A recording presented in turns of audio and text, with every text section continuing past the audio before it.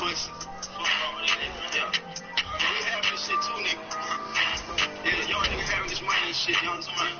on, dude.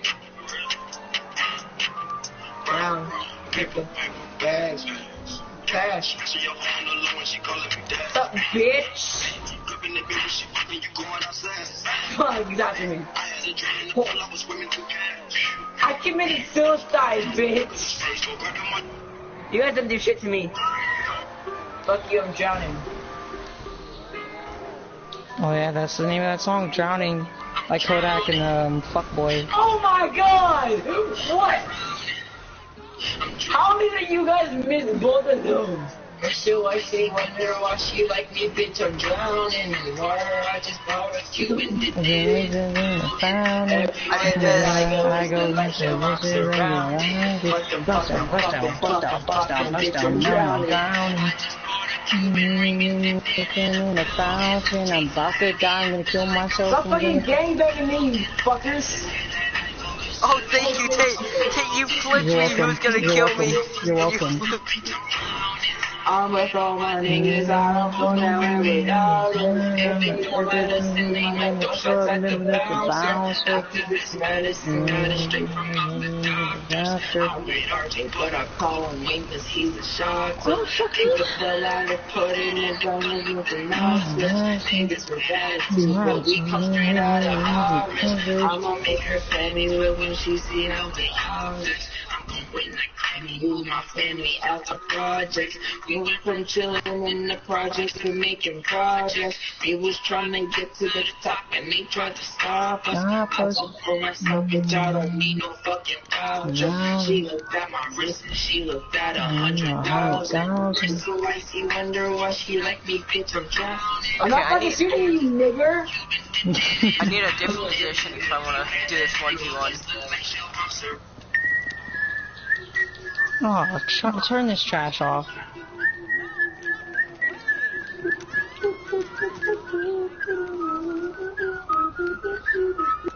Kill Bill, Robstone. And then whatever the unknown people are featured in the song. Yeah, people only know Rob fucking Stone. And he's pretty trash.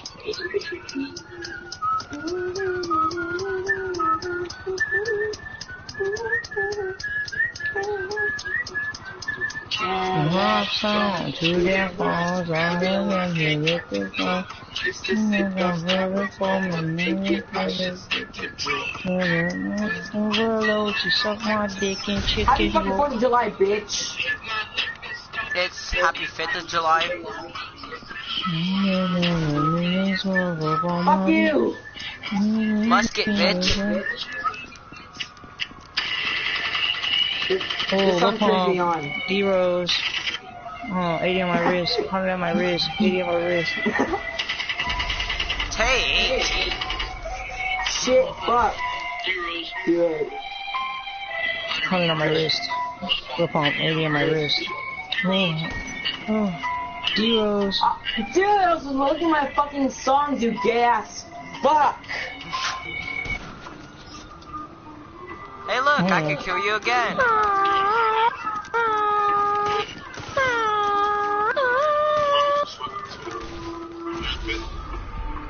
Yeah. Is it mask on? Mask off? Mask on? It's mask fucking off, bitch. Say it right. Mask off. Fuck it, mask off. Yeah, mask off. I need to put mine back on though. I shot the guy behind you, Jazzy. That's some bull.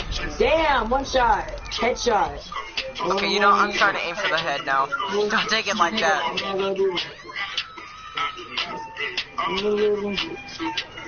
I get it, Jazzy, I get it.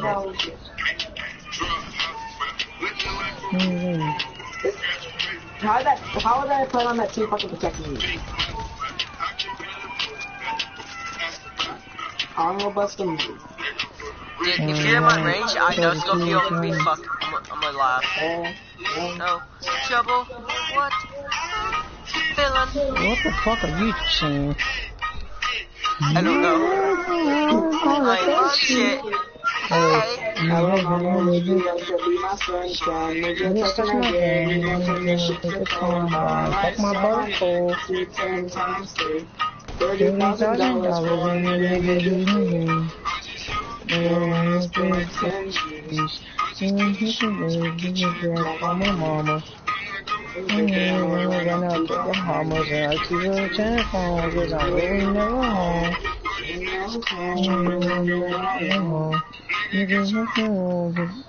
Yo, 17.5. Same color t-shirt.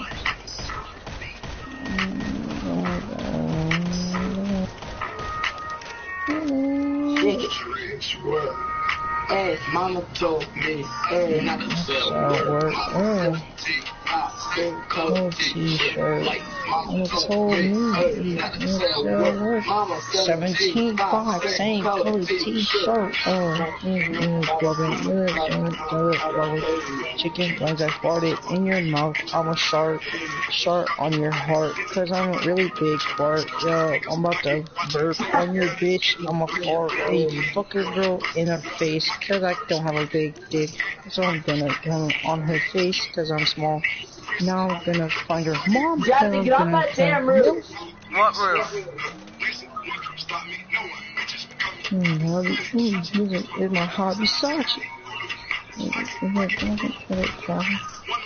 In the chamber, and then you can copy.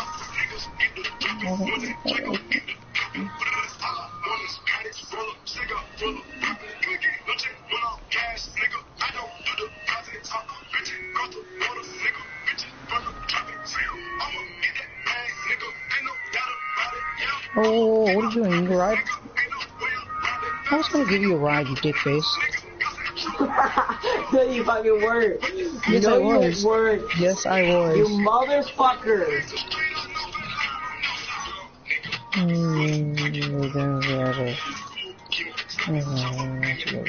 You're gonna get confusing. More confusing than Marcus Houston. Plus 2G for one day solution. LOL, some shit amusing.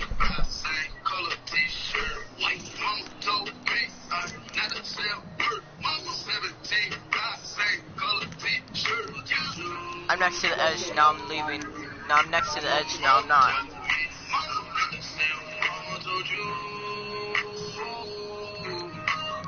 Oh,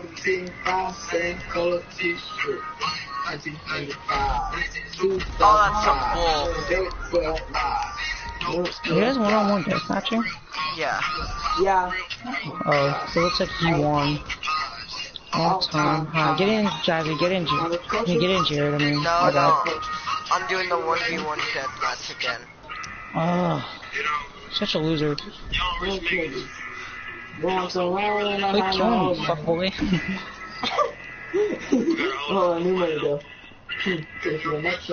Oh, this fucking pedestrian just freaking handicapped me. Top, and then they're taking on the top box, and then the bitch just popped up, and then they're bringing me top up, and then nothing to something, nigga, and then you touch it, and then they're getting it, and then that's bad, and bougie, hey, you need to go for the Uzi, savage. Oh no, oh, it's bad and bougie, bad, my niggas is savage, oh shit. No, I'm back into the it's in my dog. Be that how hey, second white person, go fuck on me. I saw these niggas under me. You know. Yeah, Governor and Ghost, hey, and him is a choker, and I have a hostess, who's gonna do, hey, yeah, I'm gonna move her, guy with a bad bitch, about to fuck my girl, cause she's obese.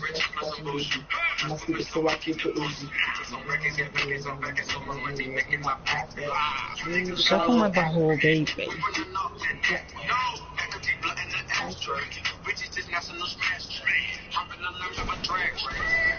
That's some bull. Raindrop. I was looking down at my iPod. Fuck my butthole, mama. It's not building a pop, pop, pop. There's nothing to fucking do with it.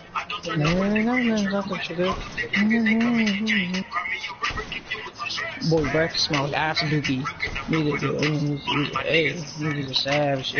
This boy smells like ass, yeah. Bush boy, woo. Suck my butthole. Yeah. That's some fucking. You didn't even need. I have full health. You shot me once. Yeah, watch it. I saw you in your head, to be exact. Let it. I let it. No, I'm not losing. Headshot. Where's the two? Still be playing with pots and pans. One of my sesame boobies. Suicide with a Uzi. There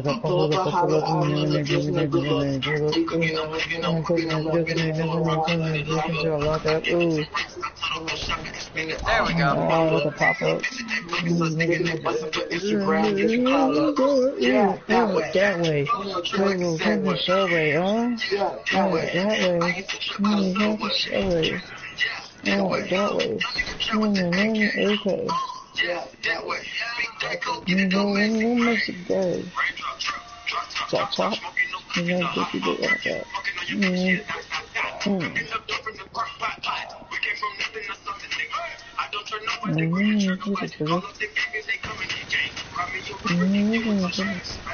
That's some fucking bull.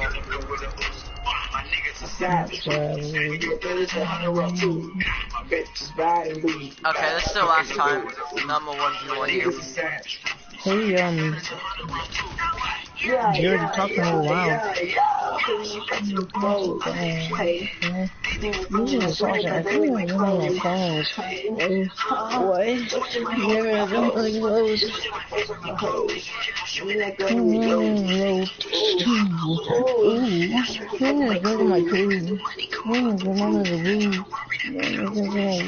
Wait, not Rory. 458. Niggas ain't here. try Soon as you do the gate, come in, rain. Race. On face. Say, now it's today. Maybe singing in the jacuzzi.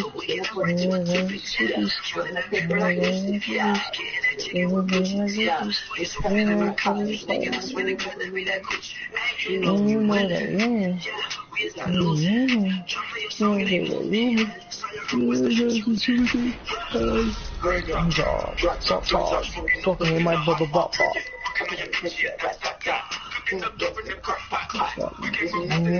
Something, nigga.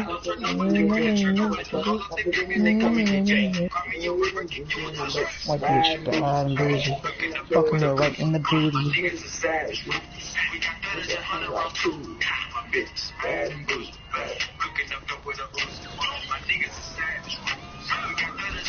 You're sad. Cypress only, you bitch.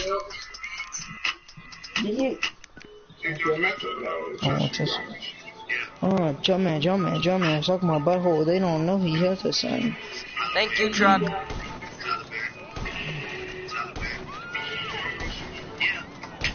Jumpman, that boy up to something.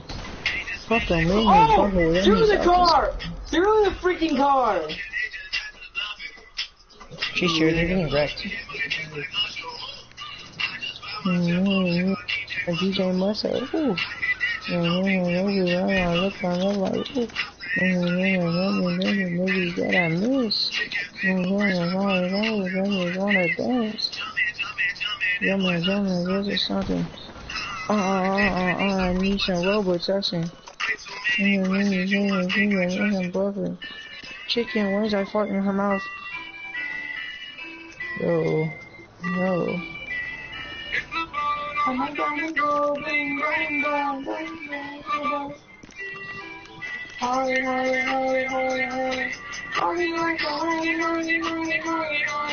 I'll beat your bar, I'll beat your body, and you'll go to heart, and nobody's coming down.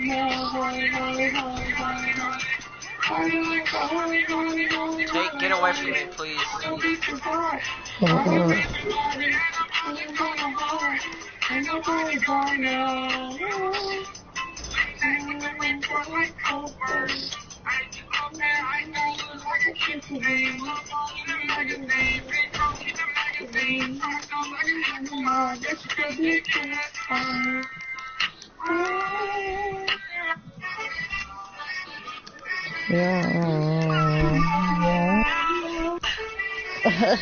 Yeah.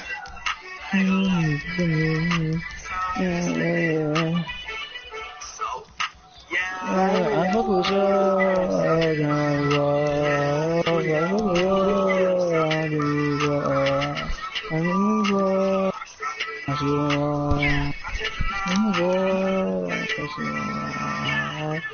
oh, shame. He ain't got no money. Oh, shame. He ain't got no money, yeah. Oh, shame. He ain't got no money, yeah. Oh, shame. He ain't got no money, yeah. I'm gonna do the games to the league, yeah. I'm gonna go to the league. What? I'm gonna go to the league. Yeah. I'm gonna go to me. I'm gonna piece my booze, yeah. Chicken I shot you.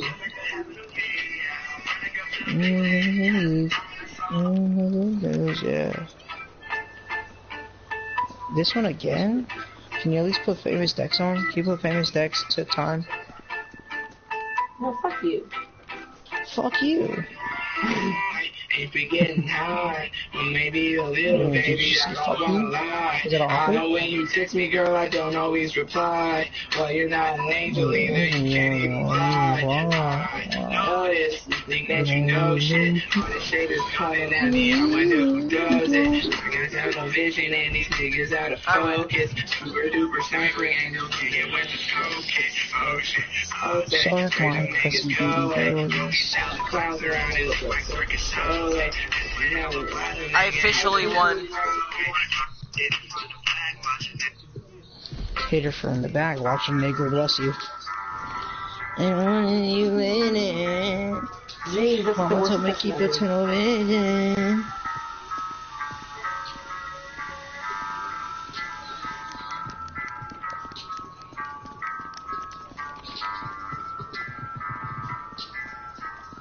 Might want to get away from the edge, boy. Nigga.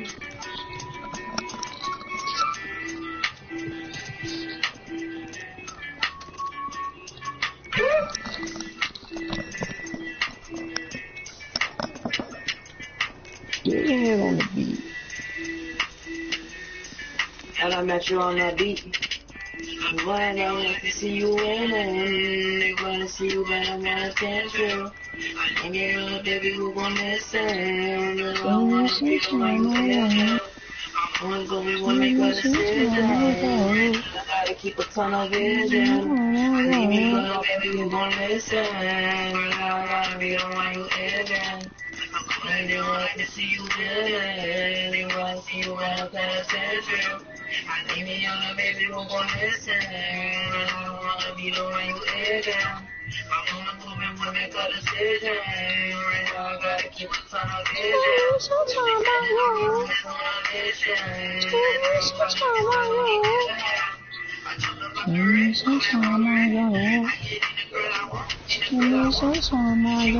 Wow, well played. Hey, since we got you use a minigun. That's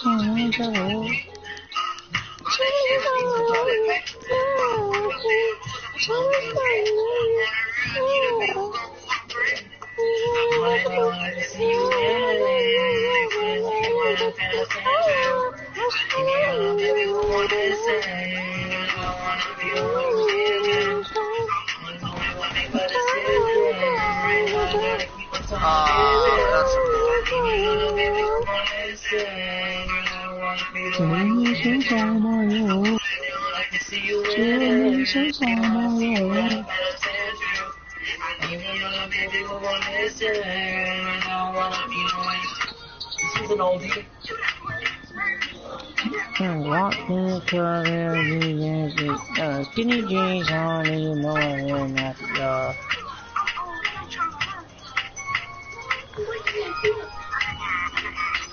Oh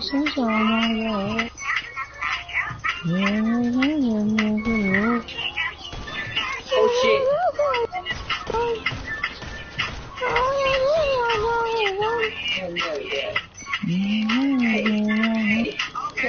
Okay. I want you to do you want that beat?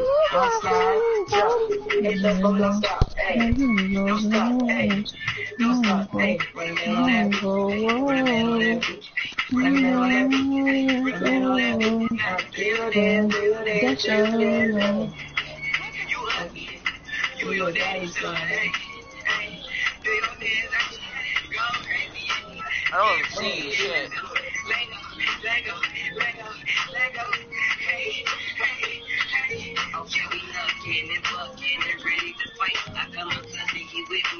This guy's part is so garbage. He honestly thought he was gonna like be successful in the song. Where are you, dude? Oh, there you are. Compare me to you, there wanna be no comparison. Did you on that beat? Did you on that beat? Did you on that? Did you on that? Did you on that beat? Now slide, drop, hit the fucking stop, ayy. Don't stop, ayy. Don't stop, ayy. When they on that beat. He would leave. What a hoe. Trash ass Wi-Fi looking ass nigga. He's still in the game. He's probably gonna rejoin. Yep. What's up? I legged out at McDonald's and Chick-fil-A internet combined. What's up? Told you. Oh! Right. I shot you through the bus! I know, I was like, there's no way he shot me. Dun, dun, dun. Wait. Yeah. Yeah. Y'all can Yeah, he's in the sauce. Y'all can Walking in there with the sauce. Bitch, y'all flavor roll. Yeah. Bitch, y'all flavor roll. Y'all can man with the sauce. Y'all can man with the sauce. Bitch, y'all flavor roll. Yeah. Bitch, y'all flavor roll. Yeah. Walk in the truck. When the fuck is Lil Uzi gonna stop being such a lazy bastard and post a new song? He's working on Love is Rage 2, dickface. Unless you want the fucking album to be trash, go ahead and...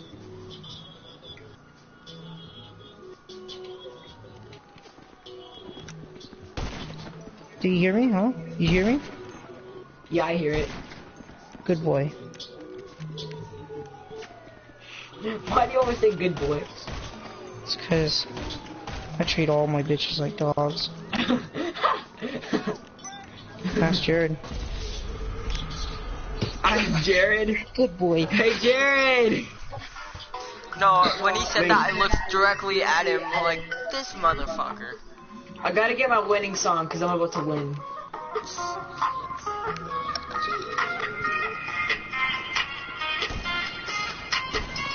Oh shit. Let's go! Yeah, it did not matter. Turned to a savage, probably not matter. She called me The daddy. fucking Hummer took my last bullet. Eat it. Where the fuck are you? I don't see you anymore. What the fuck? There you are.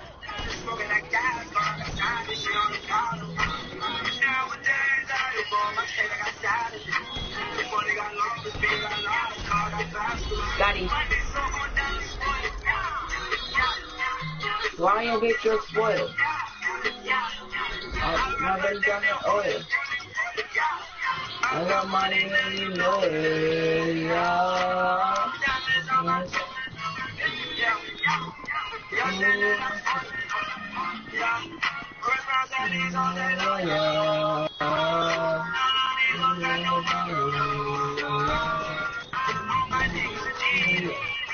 What the fuck? What's my weapon still activated while I was sniping?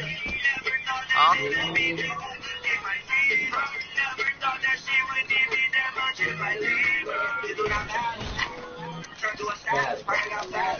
Daddy. She cash on the side, she on the powder. fucking his Chick-fil-A.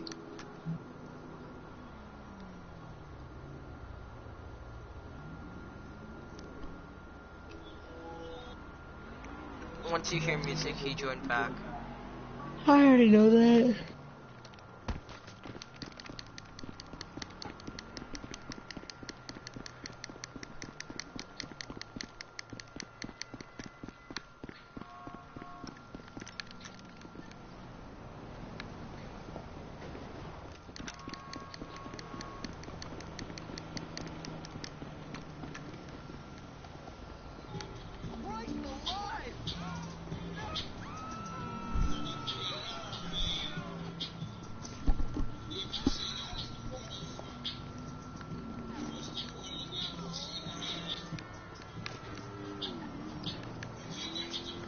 Wait, Daredevil, did you join? Did he join back?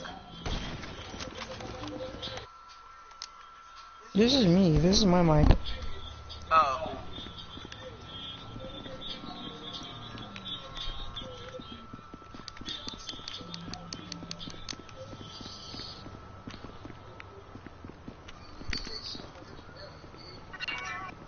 There he is. She's not real, this is very fast.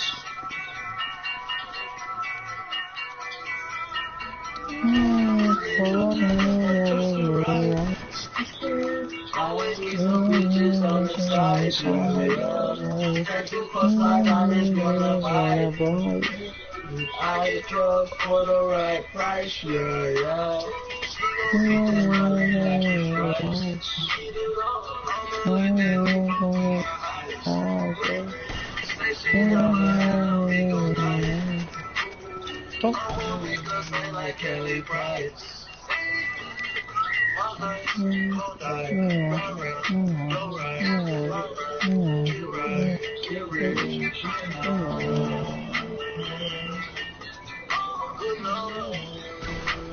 Okay. I just had to get out of that spot. I'm alright with that. What? I kinda held still because I want to get out of that spot. Oh shit, oh shit, oh shit, oh shit, oh shit. Get away from the edges, get away from edges. Are you on top? You're on top, are you? Why do you think I said get away from the edges? You little cunt. Well, I spawned right next to you.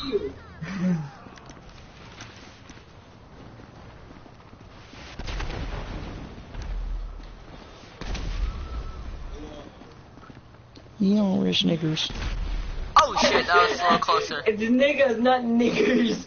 You said there was such an R on it. You said there was such a great R on it. Yeah, you gotta get the You said it R was like on the it. most powerful R I'm ever gonna hear. Like, you are niggers.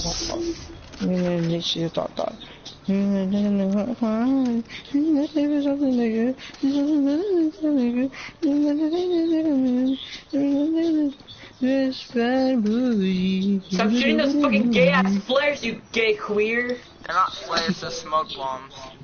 I He would say that. Tear gas. Climb up this ladder, I dare you. Okay. I said climb it. Climb it! I'm making it on fire. Jared, you're at my house. It's like 3 in the morning. Why are you screaming like that? Why not? What do you mean? Can't wait to get a lecture today. I already hear it. The fire's spreading. The fire's spreading.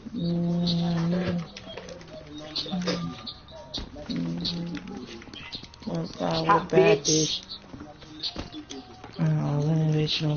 I hope you die in the fire, dancing through the fire. Fuck you in the fucking ass. You're gonna hear me scream. Bitch. What? You just hear what? We give nothing to suck a nigga.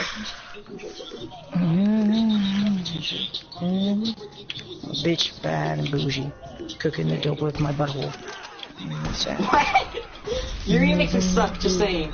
And gonna suck my own dick cause I can. Oh, fuck. Chicken wings, I suck my own dick. Oh, she suck. Run it down, nutty buddy, put it in my butt. You know what I'm saying? Shoot you. Bad booty. No, suck on my butthole, baby. Please fuck me in my butthole. I'm really horny.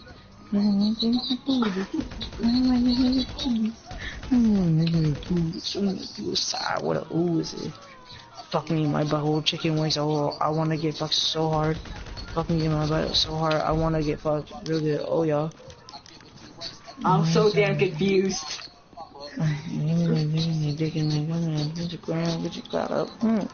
That way. Yeah, that Fuck way. on my butthole, yes. Oh, that way. No homo, oh baby. Oh, that way. Fuck me, no homo. Can you get your dumb ass back on the streets? Shit! Raindrops. Drop top. Fuck me in my butt.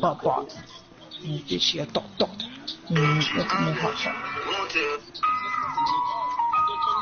And I doing no favors. Big Sean Eminem. Make it, gotta make it.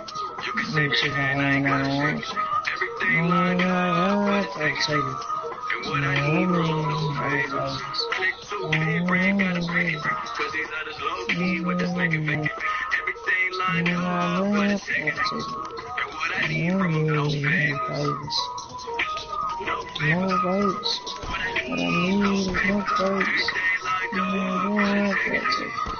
I need no votes. I roll in the 7 when I toss up the dice. I'm about getting my logo all flooded with ice. I'm about taking the risk that might fuck up your life. Time to point and shoot like camera crews in front of cameras too. Damn, shot, what happened to the humble attitude? I'm like niggas took the flow, but I'm still standing true. Thought I had the Midas touching and I went flat the blue. Motherfucker, all your repairs. I've been talking to God like that's my nerd. I'm African American in America, ain't a hair shit, but a millionaire. I'm the 30, yo, you must be here.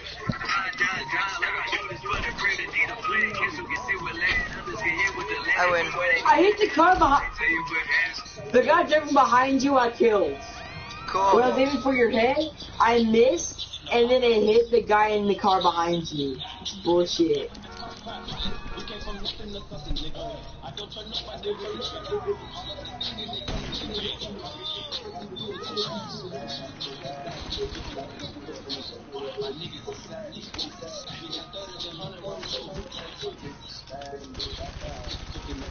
Alright, I'm gonna go do shit.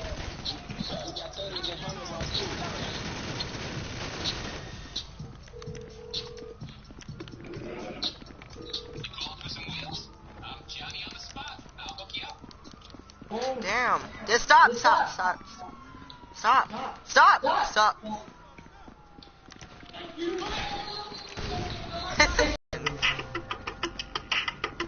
Oh, it's been there for a while.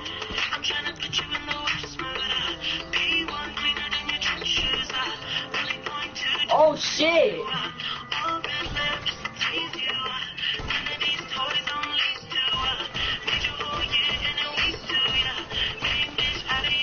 What the heck was that drunk driver doing? What?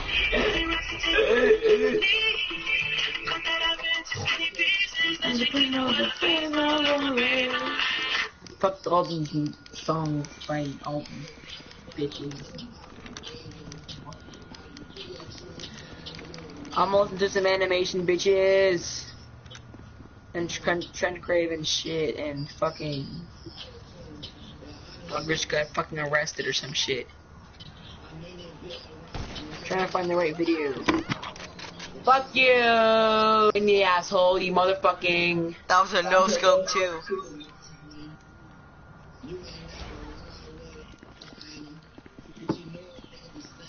Hey, how's it going, guys? Mr. Boss for the win here. Oh, I found a stripper. 4th of July, Independence Day, if that's something you celebrate for us here in America. If not, Hopefully you're just having an awesome Tuesday. Hopefully you're just having an awesome fucking Tuesday. Things, including what No need, don't get to blow fucking shit up. Some very interesting things in the game. Some free money missing. Cause you're fucking Canadian.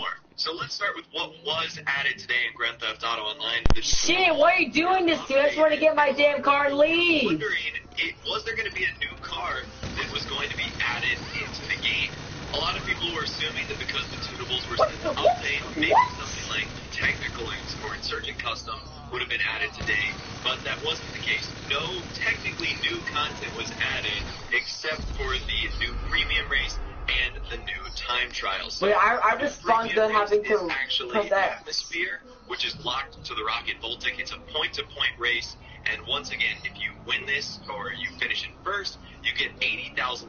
Well, technically you get $100,000, but you have to spend $20,000 to even start it. So that's pretty cool right there. I always enjoy the premium races that are point-to-point, as they don't seem to last 10 to 11 minutes. So at least this one you can get done a little bit quicker. I shot the stupid that was in front of you, so it took all the damage. Now this one is very interesting, as its par time is 38.5 seconds, but I remember this one being pretty easy.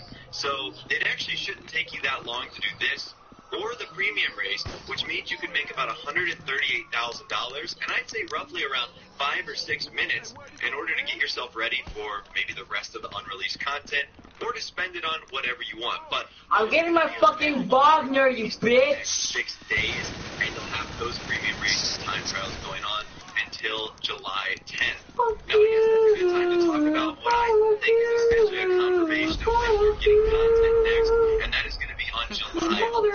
Since we didn't get anything new today, all signs are pointing to the day after July 10th, which is when all this ends. All the premium races and time trials, all the discounts, existing Independence Day stuff. So be on the lookout for this time. He's gonna kill me if you don't get me out of here. We should be seeing new content into the game. Now, as far as what that new content I think it's funny. I'm trying to get my personal vehicle. I look down, I see your car. Wait, take a right, take a right. Need to go to the Moors Mutual? Yeah, just go forward. Yeah, I know. Stop.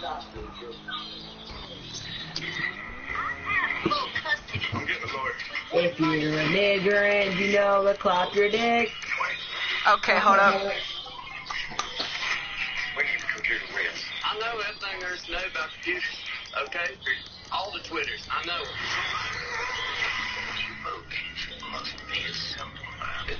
Okay, you wanna play some Siege? He doesn't have to. Who cares if Thunderbird has Siege or not? You got mail. Number 5. Sandy McNulty, age 27, had just recently gone through a divorce. Within the same month, she signed up for Match.com. No. A strange email. The email addressed Sandy by her full name, with a long paragraph explaining that the sender knew of her recent breakup and thought that they would make a great couple. The sender asked for Sandy to get back to him about what she thought. The email was signed anonymously, but there was also a file attached to it. It was a large picture of a man's genitalia. She assumed it was her ex at first, but the picture did not resemble him, and when confronted, he was sincere in telling her that it wasn't him. Plus, she told that he wasn't the type to do anything like this. Sandy continued to receive emails from the anonymous sender, with each one getting more angry and aggressive. She did the best she could of ignoring it, until attached to one of the emails was a picture of the side of her house taken at night. She blocked the sender's email finally, and that was the last she ever heard from any of this. It's still unknown whether it was the ex sending the emails or not. Number 4. A story of a scary email he received. He had one day received a text message from an unknown number telling him to check his email as soon as possible. He obliged and found a message in all capitals titled, "Download this now." It was a short message addressed to the user with his full name, address, phone number, and all. There were 5 files attached, 4 of them pictures, and one an exe file titled Download this now. Number 3. The organizations in this lobby are Little Mafia, I Eat Ass Inc., Fuck You Mafia, and Organization. What the hell is I Eat Ass Inc.? That's me. I heard it 3 times. You said it, then the mic, and then it echoed from Dirty Bird. Of a small New York town church That's sexy. had an email address dedicated to his church. He received a strange email with no title, and upon opening it, his computer crashed and he got a blue screen. He would have trouble restarting it until finally successfully logging on to have all his files and data gone, and his screen wallpaper was a large and shockingly disturbing and realistic image of Satan. Internet Explorer, along with other important programs, would not open, and occasionally a distorted laughing sound effect would play in the background. It's unknown how this was accomplished, but it was most likely just a very cruel prank by a hacker with a little too much time on his hands. Number 2. Oh, hi. In the year What can I do 2009, for you? a huge wave of How emails do you filled with choose viruses between your was children? spreading across the internet. The email titles were innocent enough. For example, They're some bringing of your them were personal titled vehicle around free right now. 40% off coupons at Target. However, once opened, a virus would be forcibly installed into the user's computer without their knowledge. These viruses were known to allow all activity on the user's computer to be monitored, sometimes even giving partial or full control over the computers, and sometimes even enabling the built-in webcams to the computers, secretly spying on the users as they use their computers without them ever even knowing.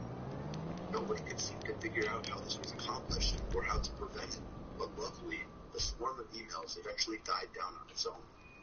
Similar swarms of emails have since occurred on a few occasions, but not as dangerous. Number 1. The girl in the story is very sensitive about this and refuses to give her real name. So, for the purpose of the story, she'll be referred to as Jen. Jen was attending freshman year in high school. She was a very pretty girl and got the attention of a lot of guys, both young and, unfortunately, much older as well. She received an email from the dean explaining that her grades could be improved and he would like to talk to her about it at some point.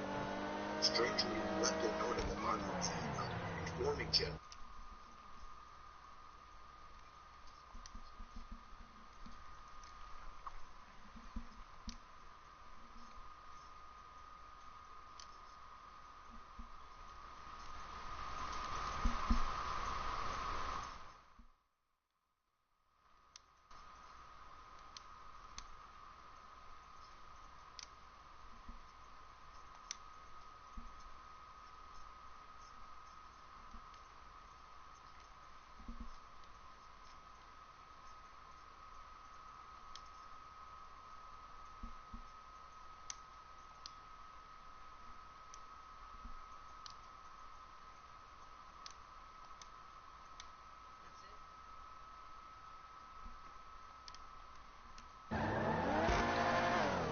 That's all?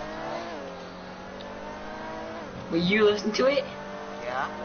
I had my cousin turn off his music for it. Alright, I'm put on more stuff. Okay. His YouTube channel is called Mr. Nightmare. I know him. You do? Yeah, I watch him all the time. I know, right? He made a new video a couple hours ago. Okay, I'll watch it later. No, here, I'm putting it under now. Okay.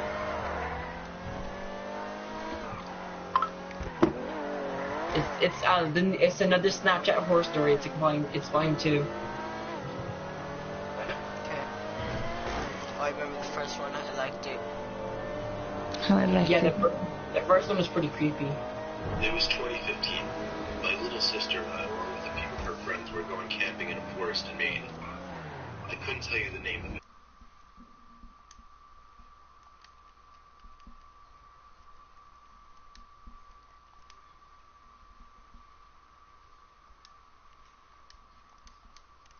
Were Casey, Barbara, and Lexi. My sister insisted I slept in a separate tent than her and her friends, and I was okay with that. So we brought 2 tents. Along with that, I packed the usual camping supplies: food, water, tools, and in my case, a rifle. I always take a gun with me when I'm camping, just because I'm a paranoid guy.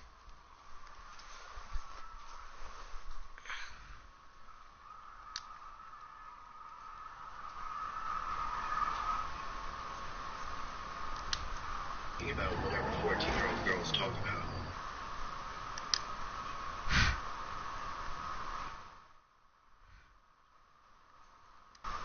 So I moved the tent really close.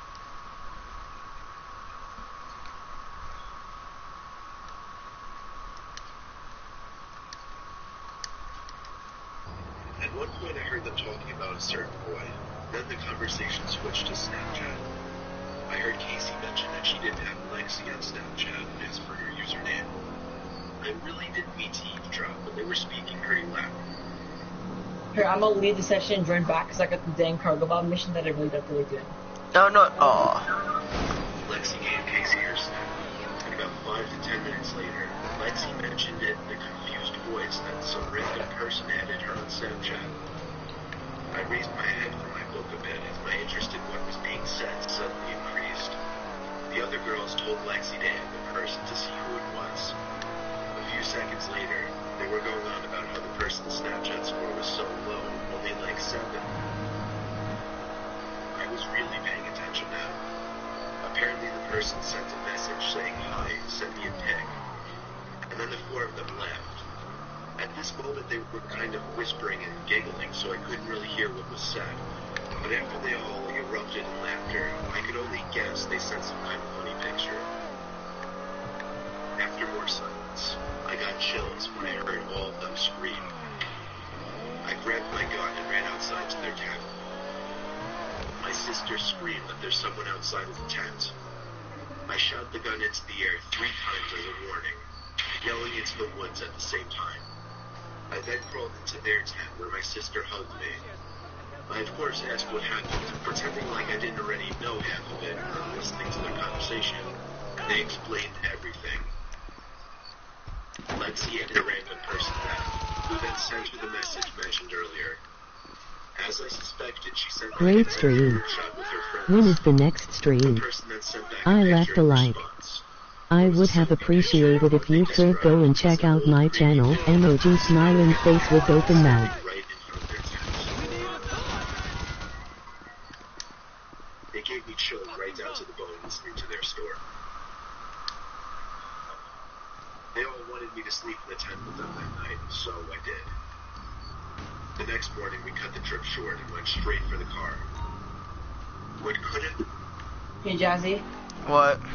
What? This might seem like a bad time, but I'm in a public by myself. Well, it's only me, my cousin, and this random dude. A level 8,000, so probably a modded account, so... You might want to come here. Okay, I gotta deliver this vehicle real quick. Alright. A brief weekend memory with my sister turned into the biggest nightmare of both of our lives. No shit.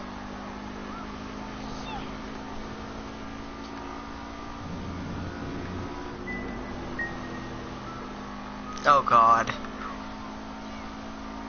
I just recently got into the whole Snapchat thing. My friends urged me to get it since everyone else my age has one. I got into the groove of it pretty quickly, and within a week my score was already 1,000. One day while shopping, I took a picture of a pair of shoes that I knew one of my friends really liked and sent it to her on Snapchat. She opened it after a few minutes, but didn't reply back. I sent her a chat asking, "What do you think?" She opened this one much quicker, but didn't reply. I put on a sad face and took a selfie, captured the picture of "What's up, why aren't you answering?" and sent it. She opened it immediately, this time replying in the chat, "Where are you?" I responded saying, "Home." Her Bitmoji was appearing in the chat, indicating she had the chat box opened. She replied saying, "Where is home?" I said, "What do you mean?" Then she said, "What is your address?" It was at that moment I knew something was up. I closed the chat box and drove over to my friend's house. Apparently she had lost her phone the previous day. She explained everything to me. I left after talking for a few minutes to go home. I pulled up to my house, becoming a bit paranoid now. Just looked around to make sure I wasn't followed or anything. Both of my parents were out of town. My brother was out of state, so I was home alone for the night. That night when I was laying in bed checking my instant snap before going to sleep, I remembered I could just check where my friend's Bitmoji was on the map to try to leave. So I opened up the Snap app. Her Bitmoji was right on top of mine, on top of my house. I doped to turn off my lamp and shut the blinds. The fear made me paranoid. I started to question whether I locked the front door or even the back door. But that didn't matter, because when I heard sounds coming from downstairs, below my room, I knew someone was in the house. I tiptoed to my bedroom door to lock it, then called the police. The operator asked me to stay on the line with them until the police arrived. When they arrived, it turned out nobody was in the house. It was just my paranoia playing tricks on me. We found my friend's phone in the backyard, hidden under a bush, screen still on with the battery in the 60% range, meaning he couldn't have been gone for too long. All right, The next day, I returned the phone to my friend, and my parents came home, so I didn't feel scared anymore. I will, however, keep my location private.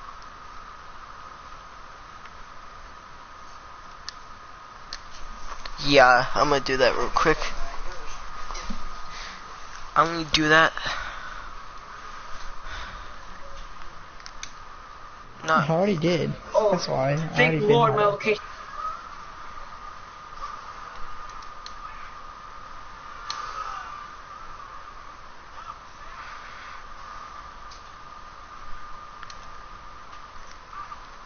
Wait, is that all or is there more?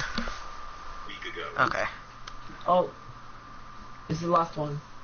But yeah. After that, I'm gonna put on some more. You know how to turn it off, right? Yeah, I know how to turn it off. I only keep it on because I want to see where my friends are. Until a few days ago, I went to a small Oh, local gym I would in never, Jersey town like, called Black I Bear never want to Fitness. keep it on. One Because, day, like, if had I was the out, misfortune of because running sometimes, into like, my some dad wants me to go to, like, a bar or some shit with him. probably And if they knew where I was, they'd be asking questions like, are you getting drunk?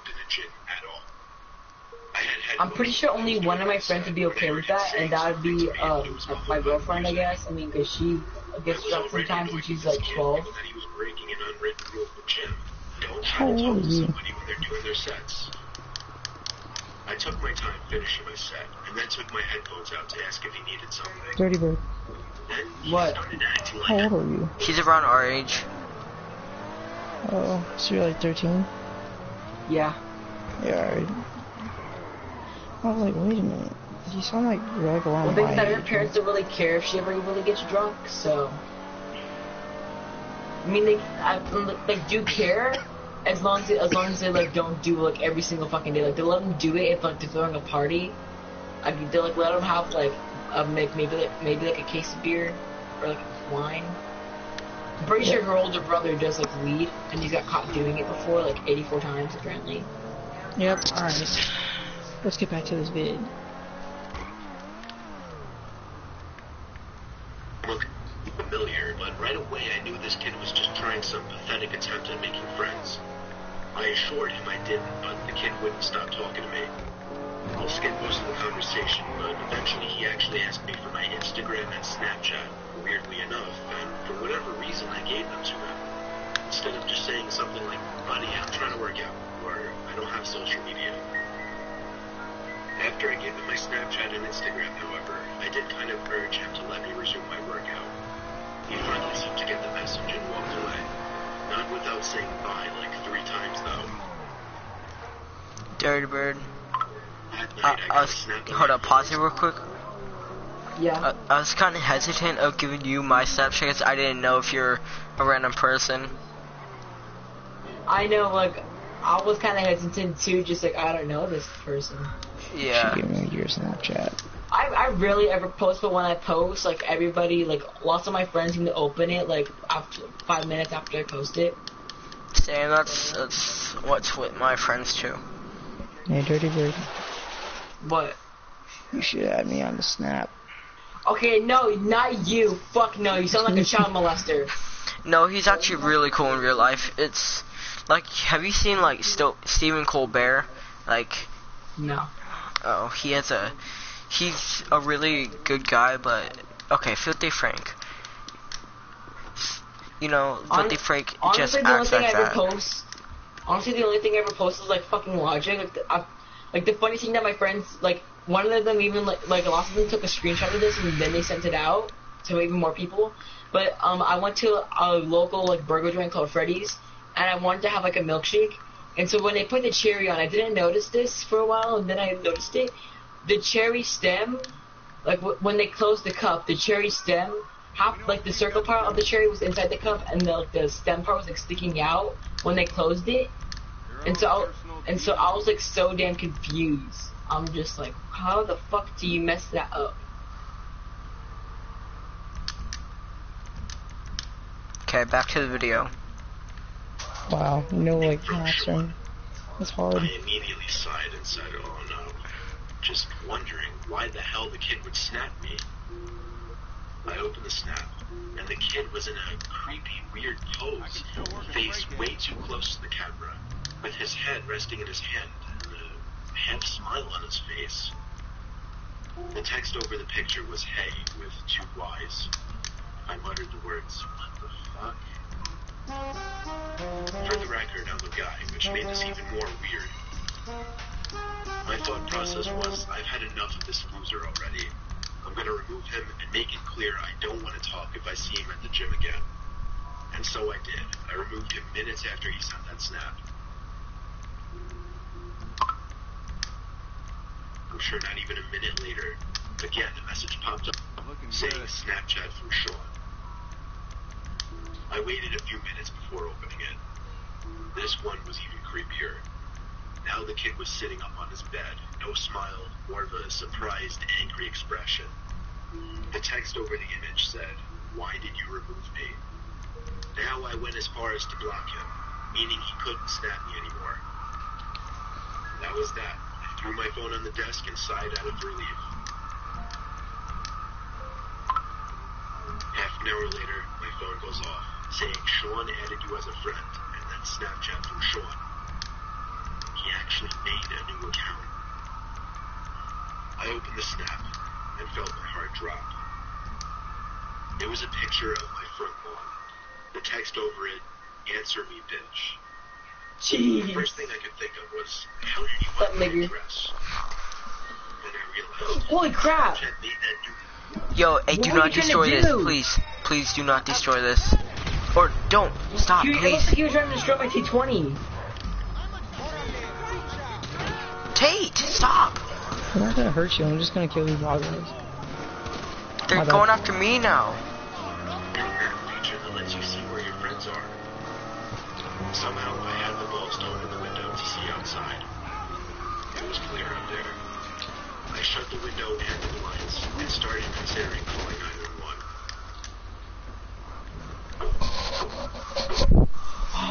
It was the sound of taps on the window. I'll be fucking scared out of my shit if I heard that. In one swift motion, I pulled up the blind and the window at the same time and pulled the kid into my room by his neck. I punched him in the face a few times before he was out cold. I'll say one thing, I would like be scared shitless. I'd just be like, oh. By the time they arrived, he was awake. Wait, it's not more sexual. Promising he'd be back and kill me. The cops heard it all. I didn't even have to make a case. The kid was an idiot. Luckily, the timing of this worked out well because I just moved a couple days ago out of state. Only thing that worries me, I don't want to have to make a new Snapchat account, but anytime somebody new adds me on the app, I'll never know if it's secretly that Sean Kim Yap.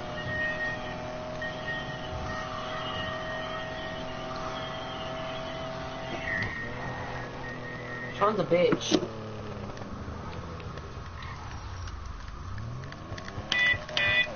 He's stupid. I want to watch a fucking horror film, not fucking about like a fucking junior high. Dude, the Sterling GT, the Benefactor Sterling GT, its startup sound is amazing. I used Snapchat a lot last year and the year before. The story takes place during the summer of 2015 when I was 14 years old. I would Snapchat this one friend of mine regularly. We were both on each other's best friends lists. I'll call him Ben for this story.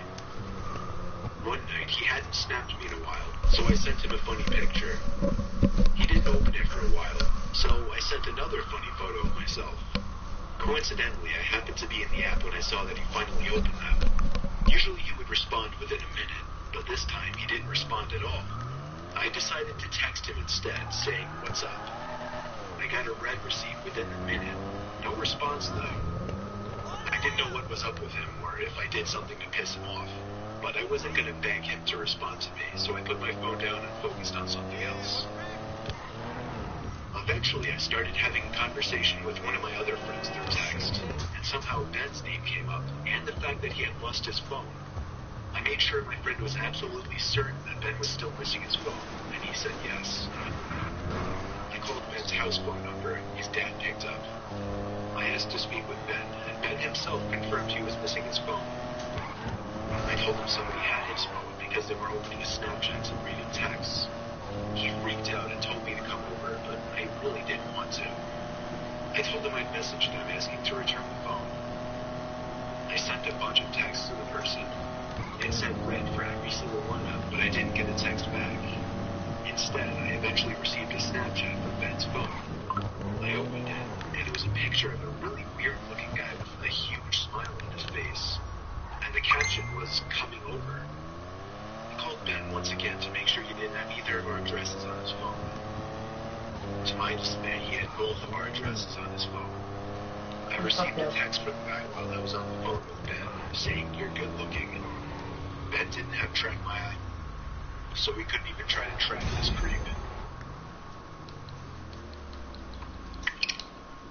That night, I woke up at some ungodly hour. I'd say 3 a.m. I wasn't sure if something had woken me up or not, but I was somewhat positive that I thought I saw some kind of light just as I woke up. I sat up and rubbed my eyes, and realized it was really, really hot in the room, which was weird considering we had the AC on. As I turned to my window, an unexpected white flash of light filled the room, and I felt a sharp pain in my eyes, which had become adjusted to the dark. I struggled to reopen my eyes, but when I could, I saw that my window had been opened, and someone was leaning half their body into my bedroom with a camera in their hand. I screamed like a little girl in what was undoubtedly the most nightmarish moment of my life. It was a man at my window, and as I pushed myself back up against the wall, curled up in my bed screaming, the man's face to be the same face I'd seen on Ben's Snapchat. He struggled to squeeze himself back out the window, but he did manage to escape before my parents could enter the room. We contacted the police that same night and had them track the phone. They found the man in a house 2 miles away and arrested him. Ben got his phone back, and I got peace of mind, knowing the creep would be behind bars.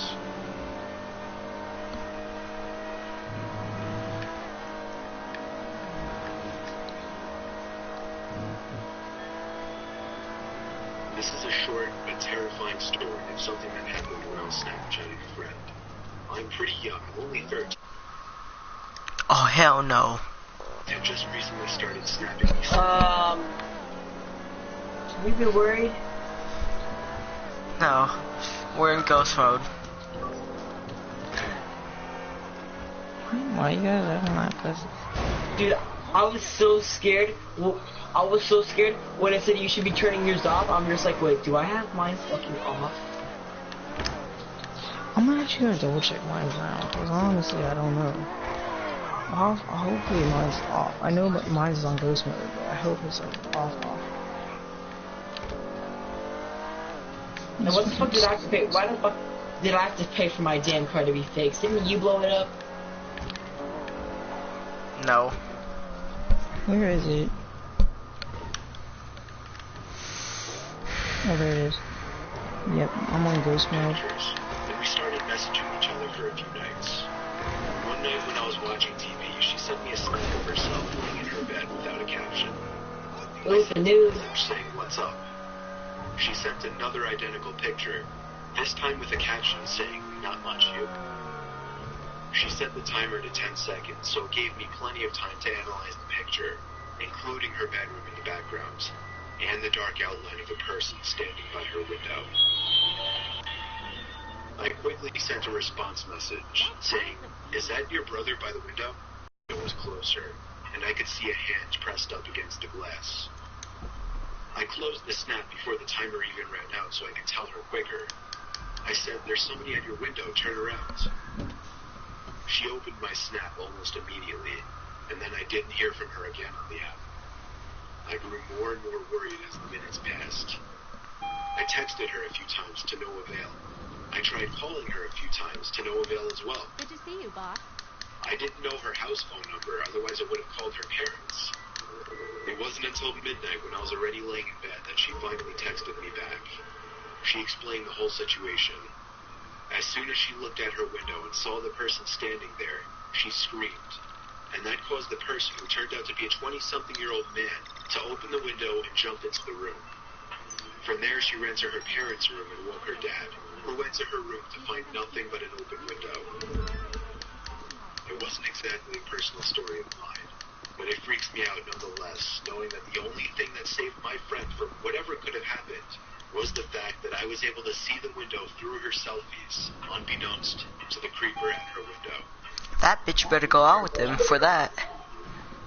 Better suck his dick and then suck that dick.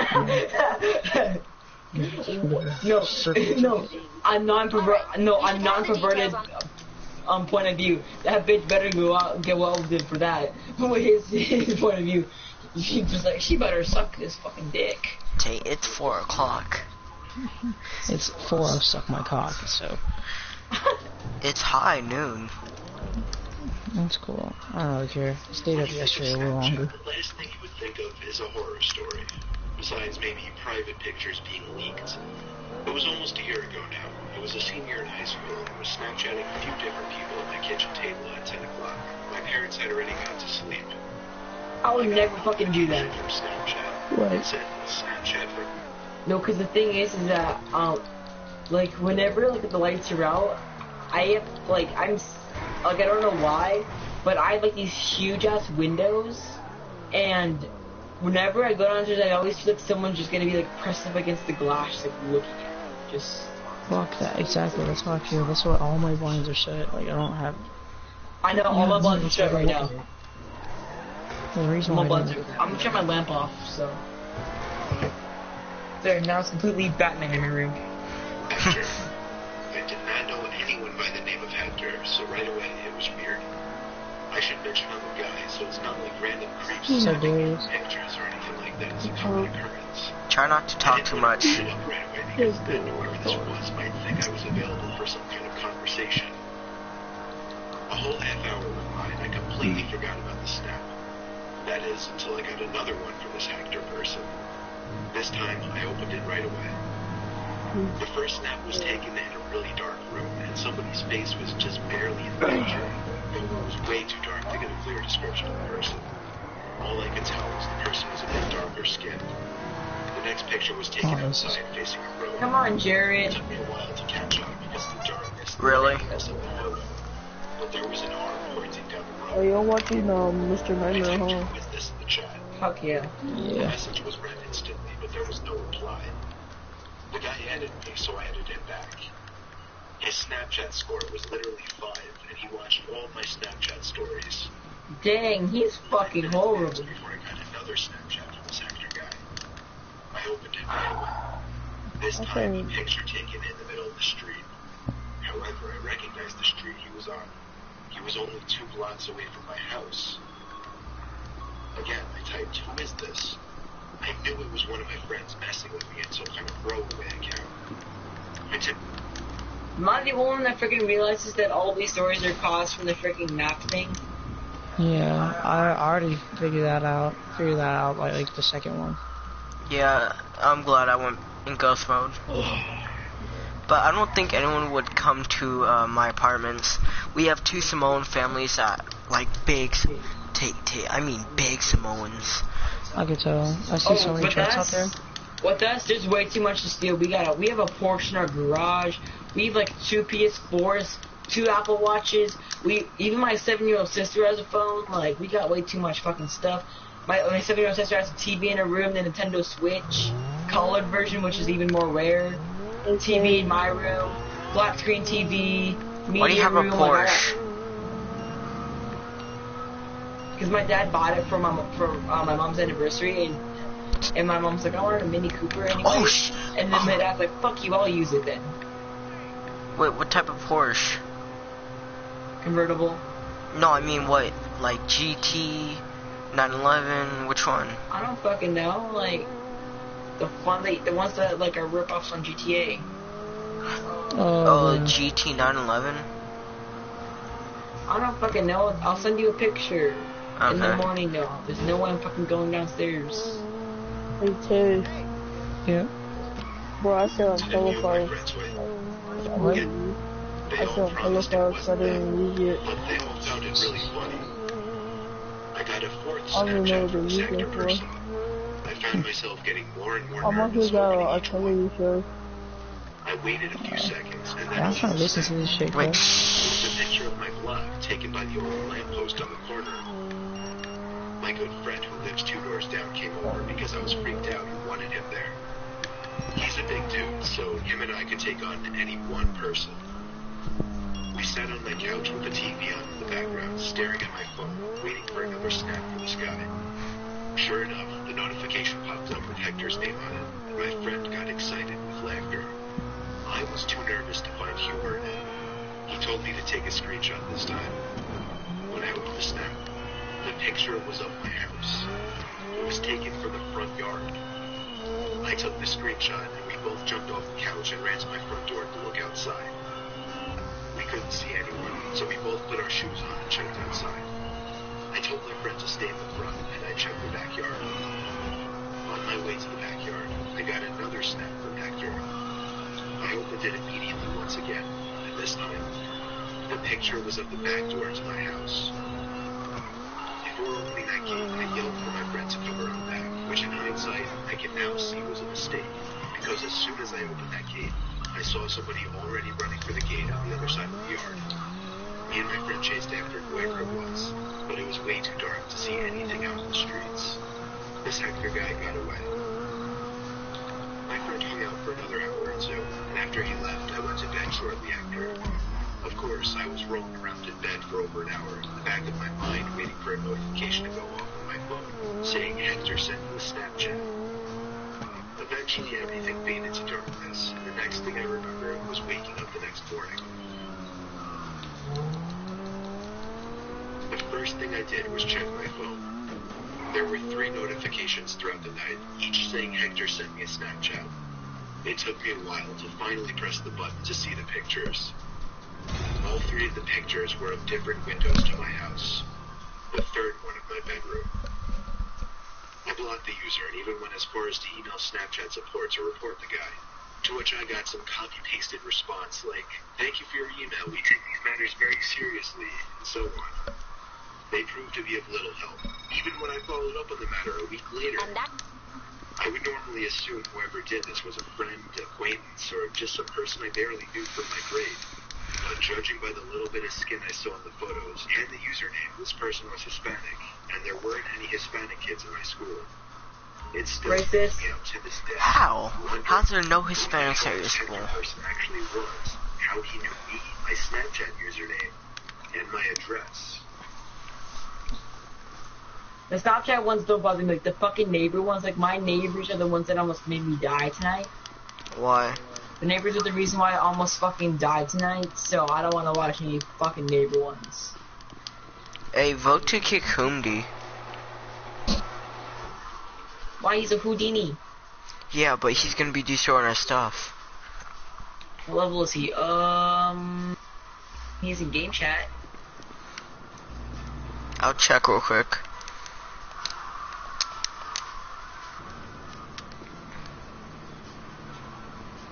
Hey, whom? Whom?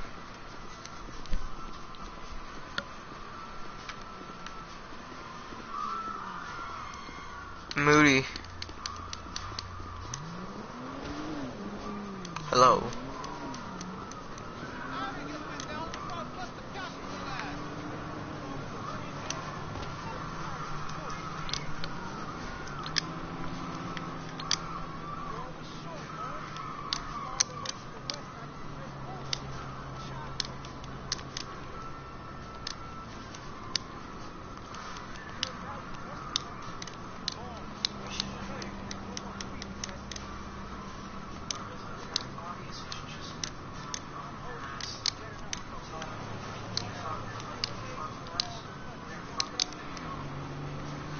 Okay, no, I texted him we won't destroy his stuff. If he doesn't destroy ours, though.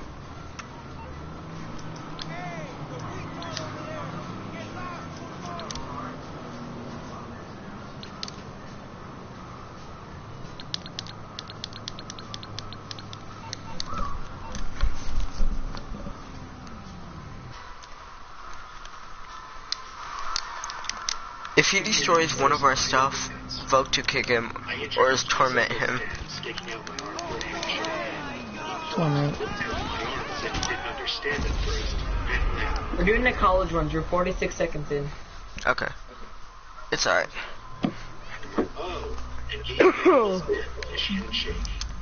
I had to ask him for his name since he didn't even tell me when we shook hands. He was Dale. I tried to make small talk, but he just answered my questions with yes or no's, occasionally awkwardly laughing or smiling. Within minutes, we were both just sitting on our beds, on our laptops, not talking to each other. I was upset and planned on requesting to be placed with a different roommate. Anyone would be better than Dale. I thought Dale was just a really awkward kid, but I soon learned he was much more than just that. Oh, I think I've... Some of the other kids on my floor, and they seemed cool, so that was good.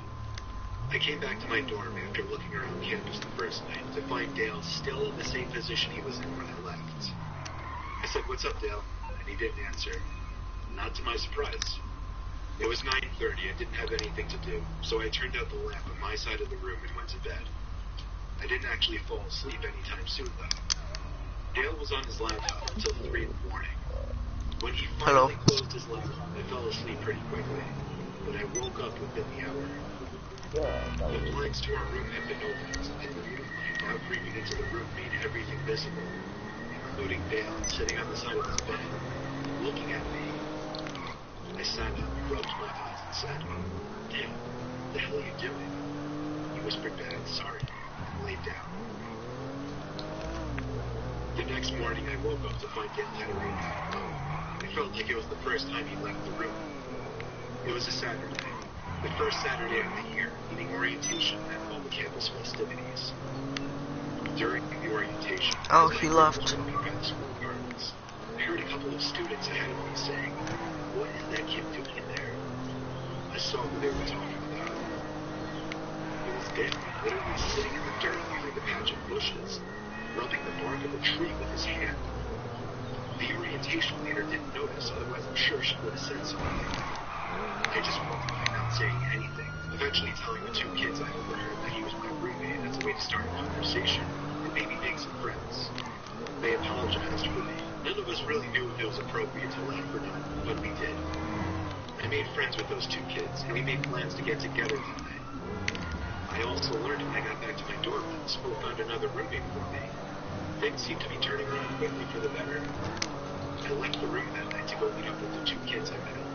And when I got back, Dale was sitting on the desk chair facing the door. I said, "Oh, hey, what's up?" He said nothing, very matter-of-factly. I sat down on my bed and opened my laptop and realized I forgot to lock it. I also realized that all my emails had been opened. Emails I was pretty sure I didn't even read, and a bunch of folders of mine had been opened. Dale must have snooped through my laptop. When I asked him if he did, he responded no very loudly, half a second after I even finished my question. I could read him like a book.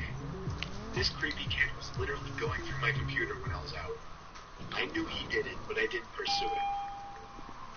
I was ready to go to bed, so as I went into my bed to look for my pajamas, I felt like my clothing had all been moved around as well. I knew I'd be out of bed forever by tomorrow, so I didn't say anything. I woke up in the middle of the night to the sound of a zipper. I sat up and saw Dale on the ground, going through my bed. I turned the lamp on, this time confronting him about it. He played dumb, saying, "I think you have my toothbrush by mistake." It was the closest thing to wits that he'd shown up until that point. Still, I knew he was lying, and I knew something was wrong with him, so I couldn't get physical with it. The next day, I met my new roommate in the same building, and everything went well. Sunday night, after having a decent conversation with my roommate, who was no social butterfly, but was miles better than Dale, we both turned off our lights and went to bed. For the third night in a row, I I woke up at some off hour of the night to a strange noise. It was a weird clicking noise. It wasn't consistent, but I'd hear it at least twice every 30 seconds. I got up, hoping to find something innocent, like a heavy bag putting pressure on a weak floorboard, or even a mouse. But as I scoped out the room, I realized the sound was actually coming from the other side of the door. The nightlight in the common area was always on, so when I looked through the peephole, I was able to see the scalp of the person standing on the other side of our door. They were looking down, so I couldn't see their face. But now that I was paying attention, I realized the tiny clicking noises were actually coming from the doorknob.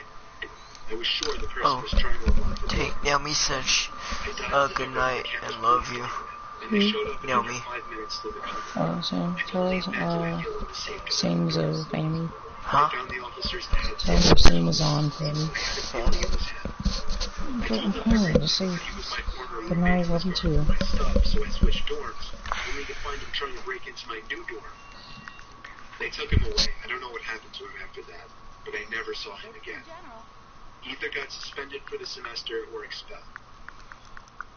I got through the rest of my years at university like anybody else. However, the nightmarish experience I had with Dale still pops up in my head every now and then.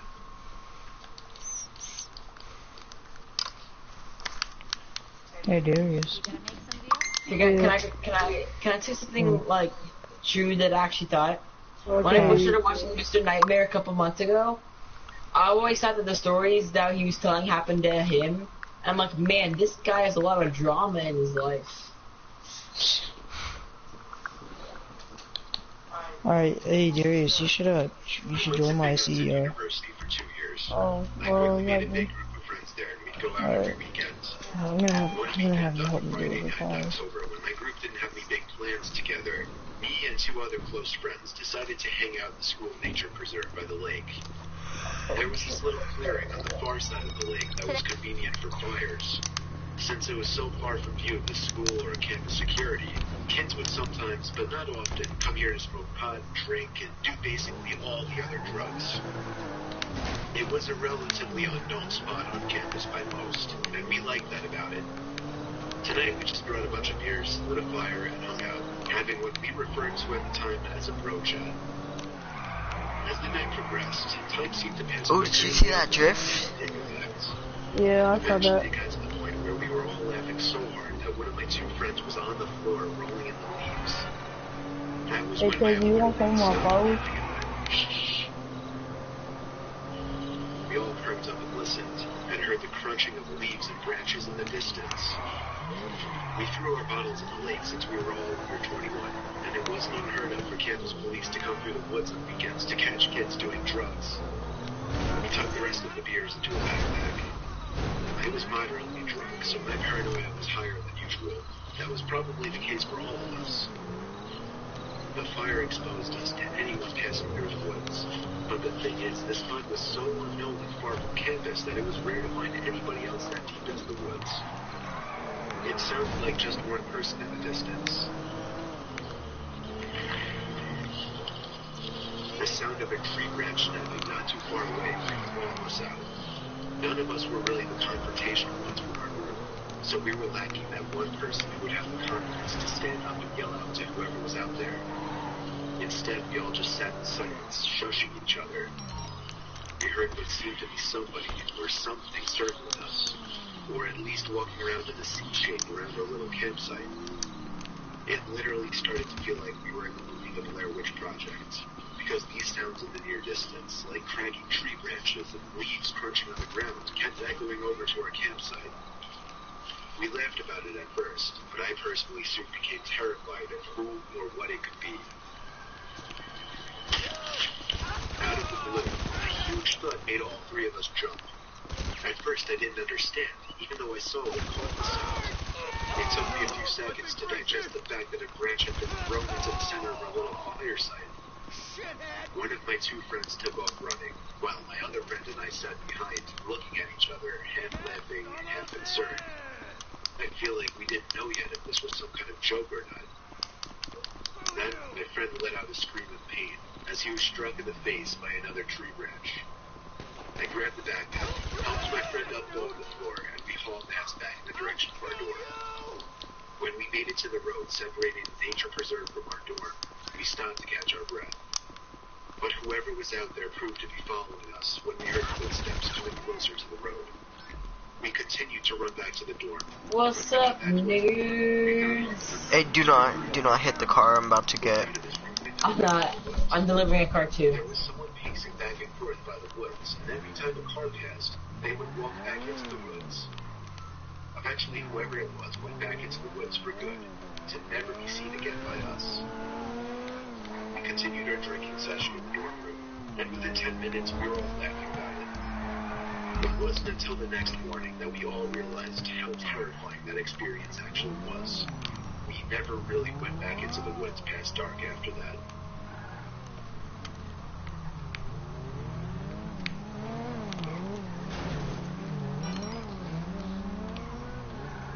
This takes place during the first week of school, my freshman year at the University of Iowa. I was just starting to get comfortable with my roommate. He was dedicated to the idea of rushing fraternity, and rush week was starting the next week, but the parties were starting Thursday of the first week. My roommate didn't want to go alone because it would be harder to meet people that way, so he wanted me to go. I happily agreed. This reminds me of a question. Are you guys social or not social? Social. I'm social. I'm like, if you were to ask, like, because if you were to ask, if I was like to bring my school here and ask, like, hey, are you Dirty Rich friend? I bet you over half of them would say, oh yeah, I'm a friend. Like, if someone were to be picking on me and say I got like 12 people to back me up, I would say I got like half the school to back me up. Same here. I got like half the school to help me. I have like a quarter. I don't talk to like the other. I can just imagine saying just like I'm by myself and I'm fucked. No, I mean I'm friends with the gangsters, the Samoans, and the island. Like I'm friends with all the islanders and.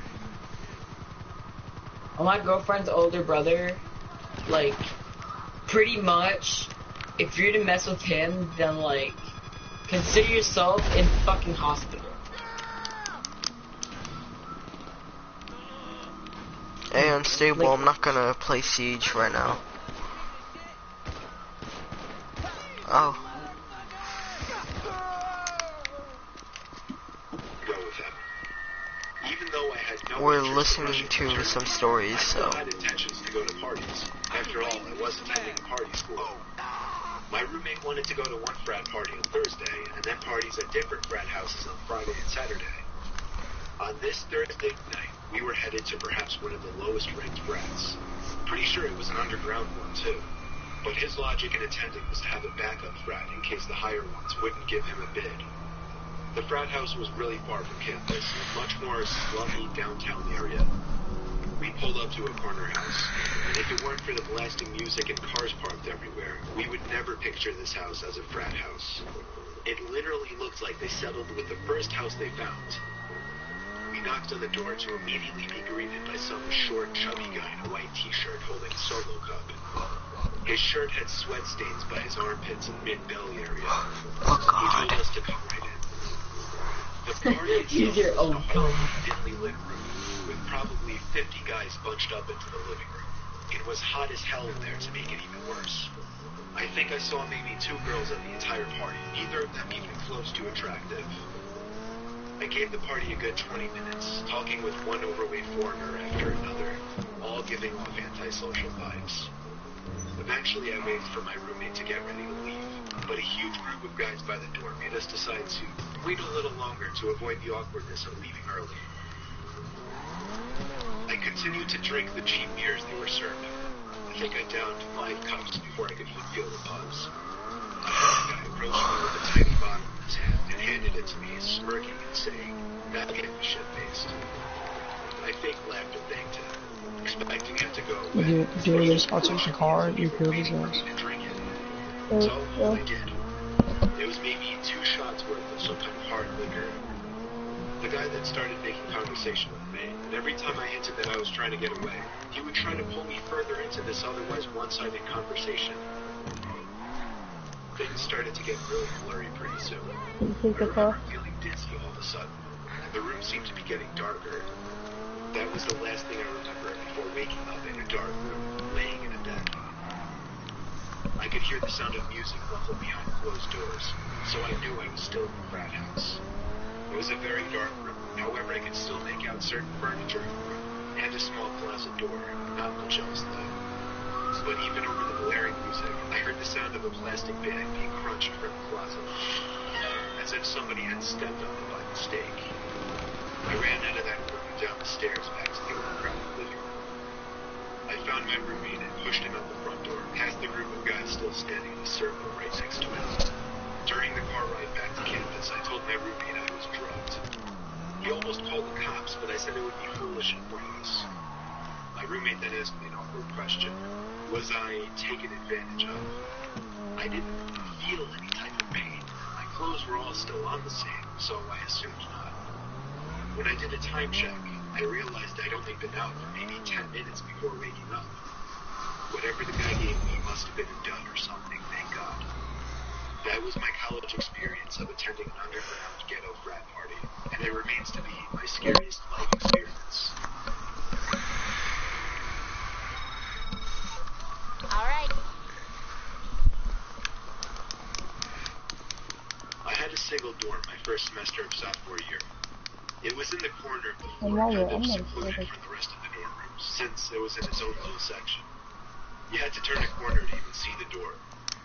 It was nice because I'd be able to still talk with friends on my floor, invite people over to my room, and still have privacy when it was time to do homework or go to sleep. A few weeks into the semester, while studying for a bio exam, the silence was interrupted by a noise. It took me a bit to realize it was a light tapping on the door. It was so light that I almost didn't even hear it. No one's looking for I that yelled, place. "Come in," but the door didn't open. So I got up to open it. Nobody was there. I walked around the corner to look down the hall. Nobody. Somebody was obviously messing with me. I went back to my bed and continued studying, this time leaving the door open. Nobody came back. The next night, a few minutes after shutting the lamp in my bedroom to go to bed, the tapping on the door returned, only this time it was much louder, more of a knocking sound. I called out, "Who is it?" And again the knocking stopped and nobody answered. I got out of my bed quickly and opened the door to see my small private corridor was void of any people. Again, I ran the 10 feet from my door to the corner to look down the main hallway at the floor. Nobody. The next morning, I asked some of the other kids in the dorm if they had been messing with me. Everyone said no. The next night, I woke up after having been asleep for 3 hours. Someone was knocking on my door again, this time louder than ever. I had trouble deciding whether to open the door or not at the time. With a bout of courage, I hopped up and opened the door. Nobody was Why'd there you as I leave? was expecting. But Wait, this hold up. time I Pause it real sprinted down quick. the tiny corridor isolating my room. And when I turned the corner, Yeah. I forgot about the Sports Fickle banner horn that they re-added. Oh yeah. I found those out and I didn't really like find it interesting because it wasn't like one long horn. They were like separated, so you wouldn't, unless like you made a YouTube video about like about like all of them doing it, and it wouldn't be good.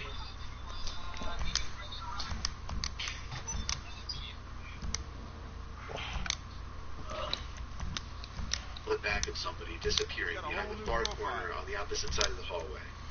I ran as fast as I could down the hallway, and as I turned to the next hallway where I saw the person a few seconds earlier, I saw a door at the end of the hallway shutting.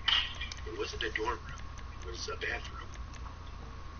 I felt like I was ready to confront whoever this joker was, so I pushed open the bathroom door with force. The light was off. I turned it on expecting to see somebody hiding there, but I didn't see anyone. My first instinct was to check the 2 bathroom stalls, which were both shut. I got on my hands and knees and looked under the 2 stalls. 2 heavy black boots could be seen from underneath one of the stall doors. I took a deep breath and pushed the stall open. I was confused. There were the boots sitting on the floor, but no person to wear them. And then I heard a creepy giggling noise.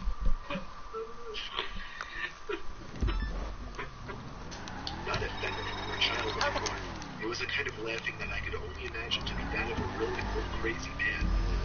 For some reason, my confidence was gone, and I was scared shitless. Therefore, I ran back to my room and shut the door.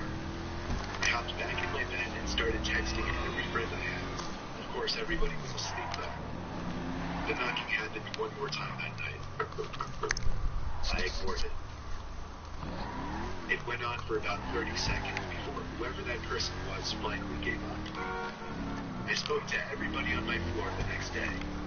Nobody else heard any knocking, and everybody swore they weren't pranking me. Everybody seemed sincere.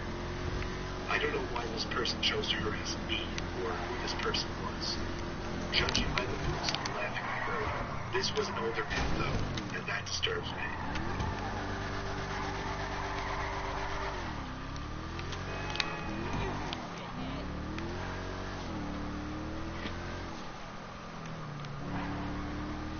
The bodiless man. Jazzy, you're live streaming?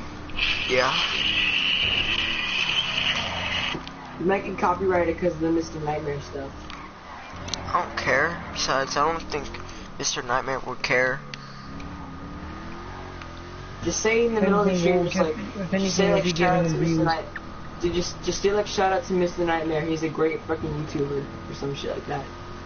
I do not own this content. It's owned by Mr. Nightmare.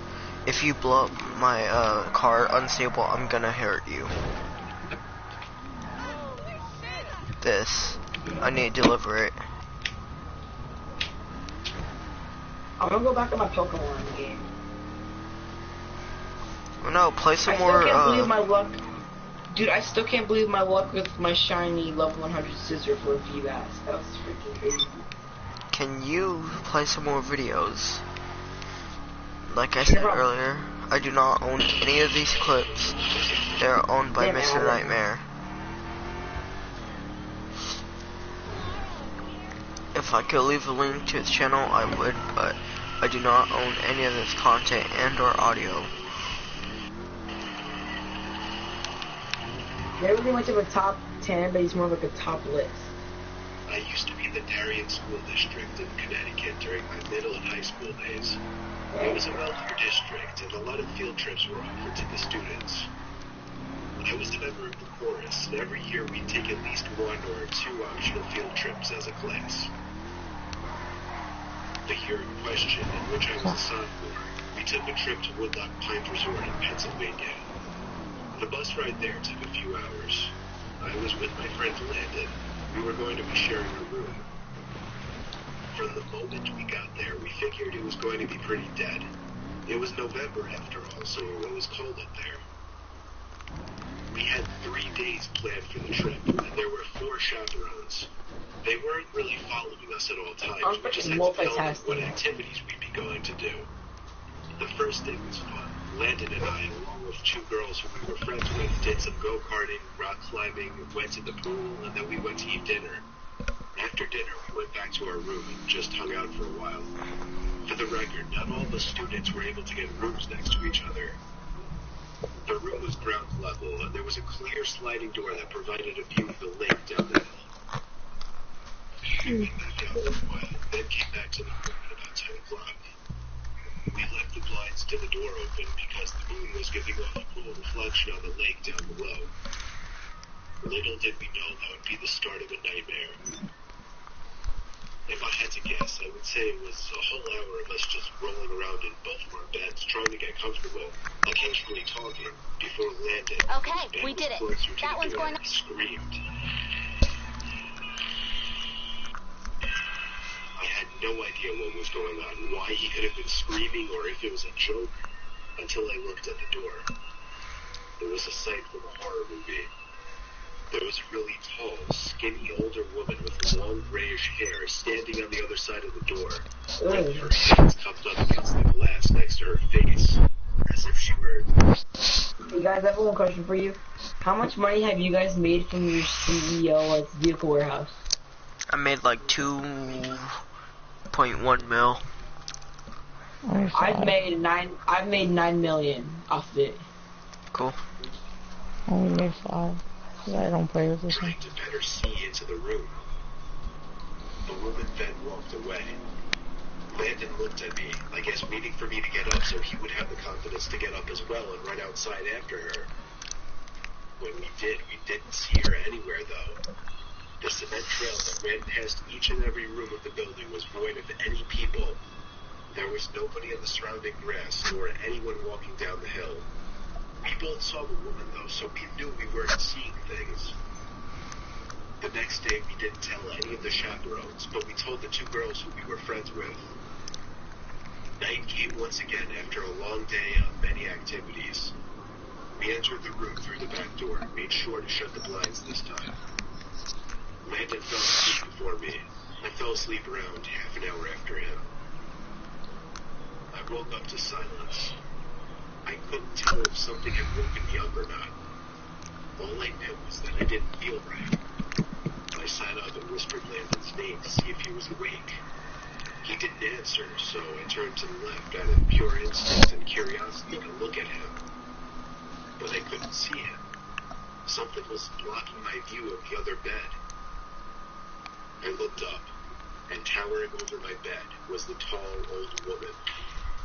She took 2 steps back as she said, "Your back door was unlocked," before turning around and walking outside. Sure. I was frozen in that bed, except for my shaking. I woke Landon and told him what happened. We locked the back door and shut the blinds once. I was doing a Wonder Trade on my Pokemon game, and I got a Charmander. Nice. Yeah, and agreed to stay up the rest of the night. It was already 4 in the morning, so we wouldn't be losing much sleep. By 8 o'clock, we went to the dining hall to eat breakfast. When we got back to our room building, ready to tell our chaperones, we could see the old woman through the glass of the neighboring room. She was sitting on the bed, hands folded, sitting up straight, facing the door, facing us. We ran to the front desk in the lobby building to report her to the staff instead of the chaperones. It was weird. None of them really knew what to do in this situation. What you need, boss? Some wheels? I Persuaded can them bring to them. come to the woman's room with I'm us. trading over a Porygon. There, they found the woman sitting in the I'll same get there as position, soon as I can. along with an older I'll get man back to sitting it then. on the other bed, looking up at them as they entered. Apparently, the woman had some kind of mental disorders, but the man wasn't all there either. There was something very off-putting about him, and they just weren't the kinds of people that you'd expect to see at a family-friendly resort. The staff wouldn't kick the two out like we hoped, though, so we told our chaperones. Long story short, after a lot of arguing between chaperones and staff, we had to end the trip early, and we all went home. Me and Landon were just happy to get out of there.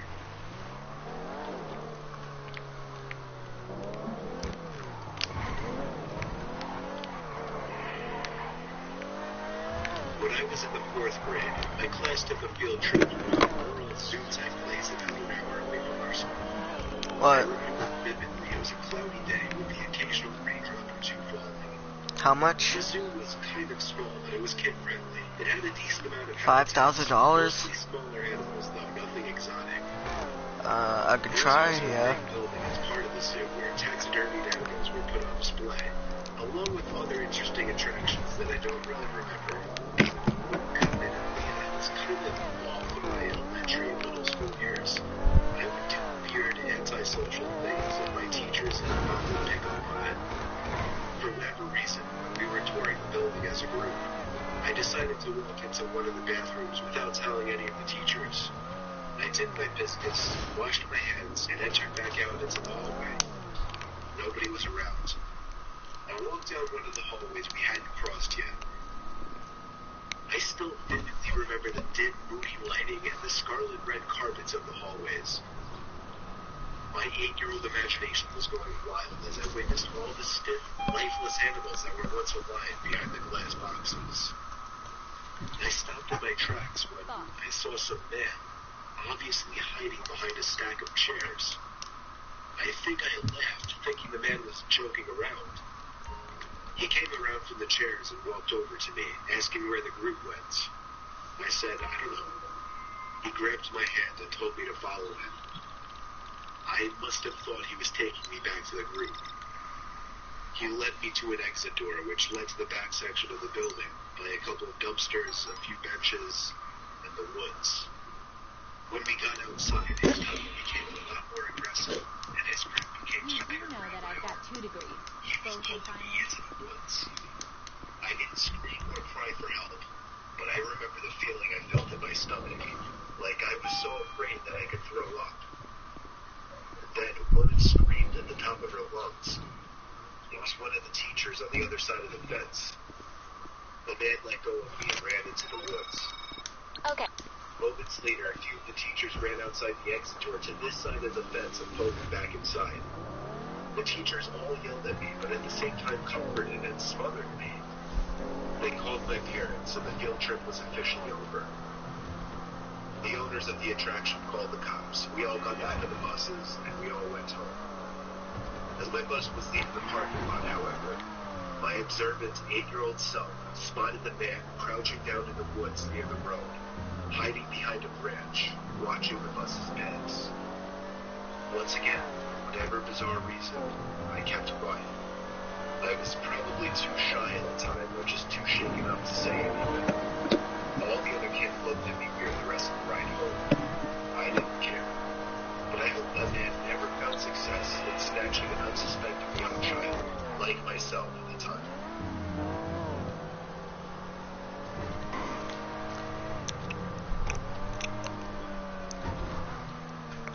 Yeah, let me go steal a car real fast.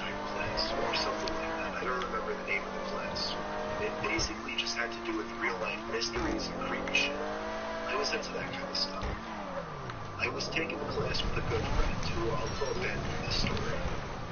The teacher of the class took us on a field trip to a nearby abandoned village with an unknown dentist. The village was built in the early 1900s, but seems as though it had been quickly abandoned shortly after it was built. The bus ride there was about 20 minutes. All of us were glued to the bus windows as we pulled up some sketchy-looking, decrepit road cutting through dense forest. The road eventually led to a clearing. We were there. We stepped out onto the road, which had grass growing through the cracks. The grass surrounding was almost knee-high. Then there were the buildings. The tall, archaic brick buildings with the boarded-up windows all gave off such chilling vibes. The teacher lined all 20 of us up, counted heads, and then began leading the way. The point of this little field trip was to use the so-called skill we learned in class to see if we could put anything together about why the village may have been abandoned so long ago. Some of the buildings had holes in the walls to serve as entryways. There were even holes in the ground next to some of the buildings, seemingly dug to get into the basements of some of the buildings, which seemed creepy. There was one building, though, that stood taller than any of the others. It just intrigued me the most. While the teacher was leading the group towards the village church, Ben and I decided to sneak off on our own to look for anything interesting. When we walked off in the direction of the tallest building, we saw a hole in the ground. It was dug by the back door of the building, which had been sealed off. In the hole was a ladder which led down to the concrete floor below. We both looked at each other and knew we had to do it. Ben climbed down first, then me. Luckily, this was just around the time Apple started putting flashlights on their phones, so we had a source of light. It was creepy down there. There were a couple of beer bottles, one graffiti tag on the wall, and dusty wooden planks everywhere. There was a wooden stairway which led up to complete darkness, since all windows and doors had been sealed shut from above. We had already gone as far as the edge of the building, so we figured we'd go up the stairs too. I went first, and with each step, the creakiness of the 100-year-old wood made me feel as if I was going to fall through each and every step. Ben followed suit. This floor of the building was very tight. It seemed like there were many openings going on into different, smaller rooms. It was so dark in there, you would never even guess it was daytime. Ben and I were honestly starting to get freaked out there, and agreed to go back outside. But just then, there was explosive noise in one of the tiny rooms, like a big rock hitting the concrete floor. A normal instinct would be to run, but Ben and I froze, locked eyes for moments, then both tiptoed over to the opening of the room. We shined the lights into the room, and ran. We ran back down the stairs and then up the rusty ladder back outside. We caught up to the group out of breath. We didn't say anything though to avoid getting in trouble. One of our classmates asked us what was wrong. We told him we snuck into one of the buildings. And in one of the rooms, when we shined the light into it, we saw 3 guys standing maybe 10 feet away from the doorway, facing Ben and I in a weird formation, as if they were waiting for us.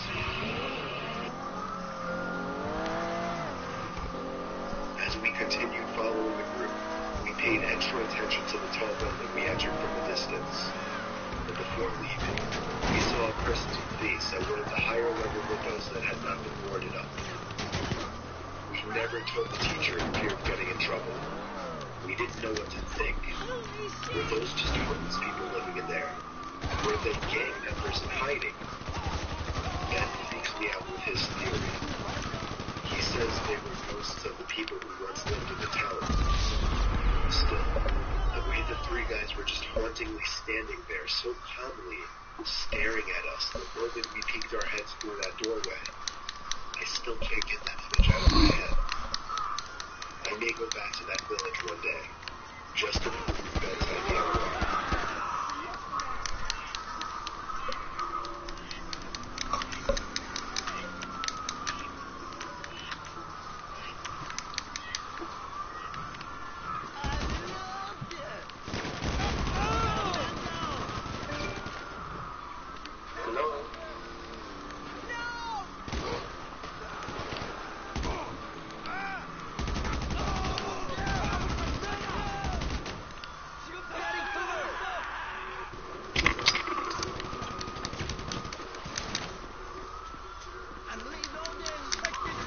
I was 16 in my junior year of high school. I had 9 periods in a school day. 5th period was lunch, and straight from there was my astronomy class. Let's go!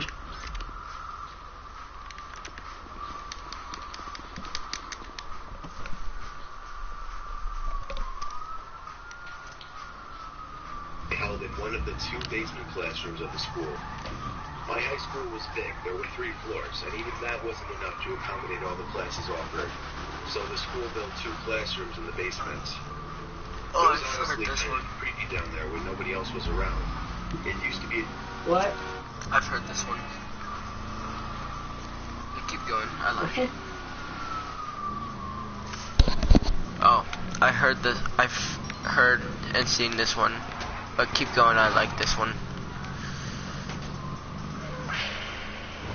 Editorial area. However, it was remodeled to better resemble a typical hallway. The only thing, there were no intercoms or loudspeakers down in the basement at that time. For that reason, no classes were held down there first period for the morning announcements. Everyone referred to this little section of the basement as the chamber, and everyone always tried to get classes down there just because it was air conditioned and the classes were typically easier. Plus, it had its own bathroom down there. We had a quiz in astronomy that day. Usually I was one of the first done just because I found the class easy.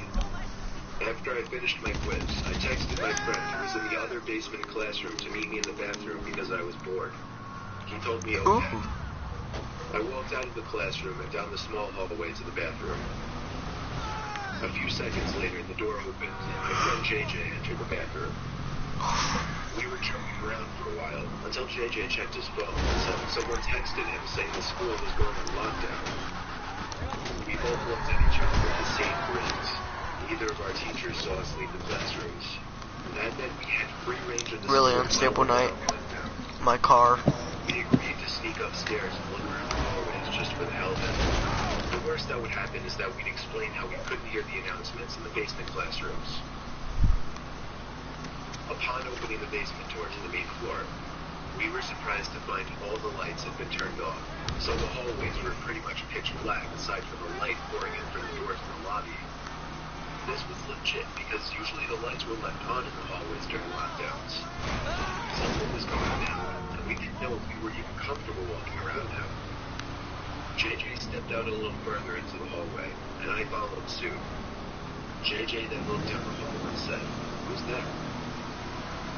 I looked, and emerging from the darkness was a man. At first, we couldn't tell if he was a teacher or not, but as he got closer, we realized this guy wasn't dressed at all like any staff member. He was dressed like a bum. "Alright, let's go," I told JJ as we hurried back down to the basement. He surely saw us, whoever he was. We saw both classrooms have their doors shut and lights off, so to avoid making a scene, we decided to hide in the bathroom. I shut the light first thing, and then we both went to hide in the corner stall. There was complete silence in the room. No ventilation, no heaters, nothing. Just the sound of me and JJ breathing, and an occasional drip from the sink. The door to the bathroom suddenly opened, and light from the hallway poured into the bathroom for a brief moment. The door shut, and the bathroom was once again pitch black. Can you just leave me alone? We tried our best to control our breathing. Leave me alone real quick. I just want to deliver this. Somebody walking over to our side of the bathroom.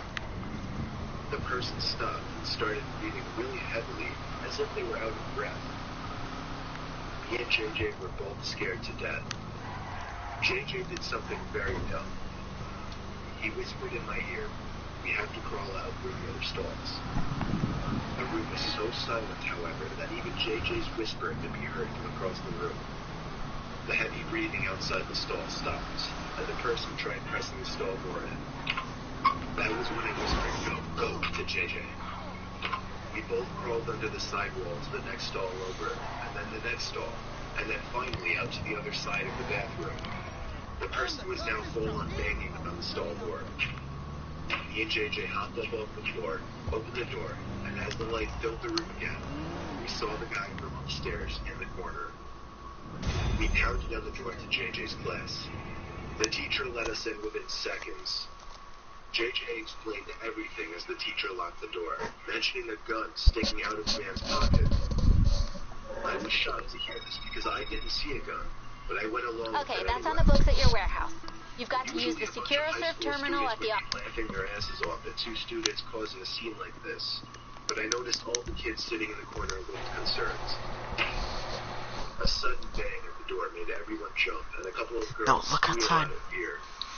JJ, the teacher, and I could see the man standing at the door, looking through the window while trying the doorknob.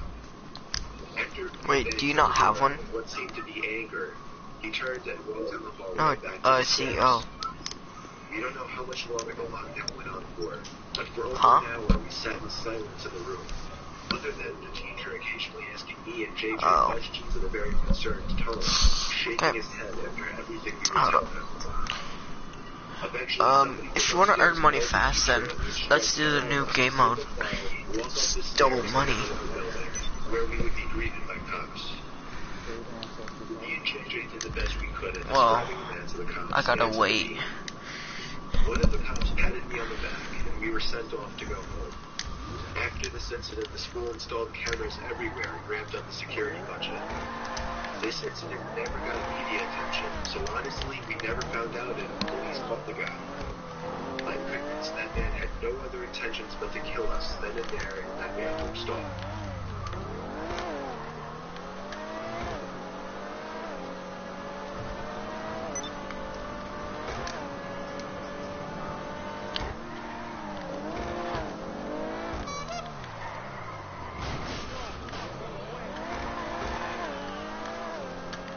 I'm a retired New Jersey police officer.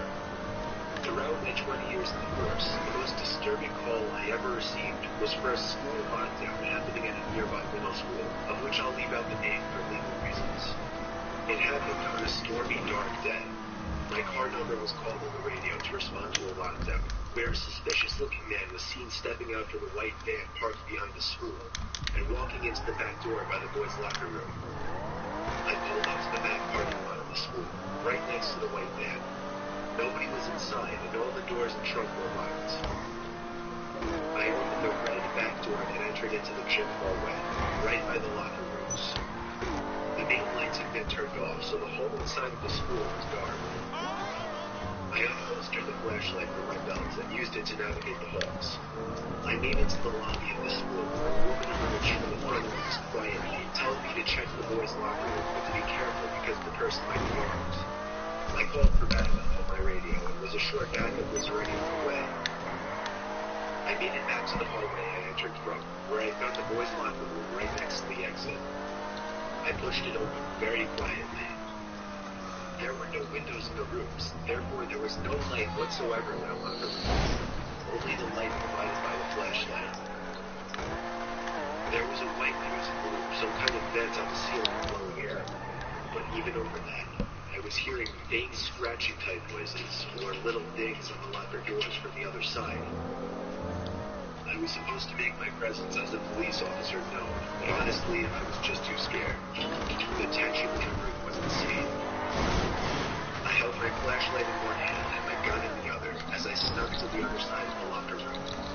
It seemed like wherever I was in the room, the dings and thuds would be coming from the other side.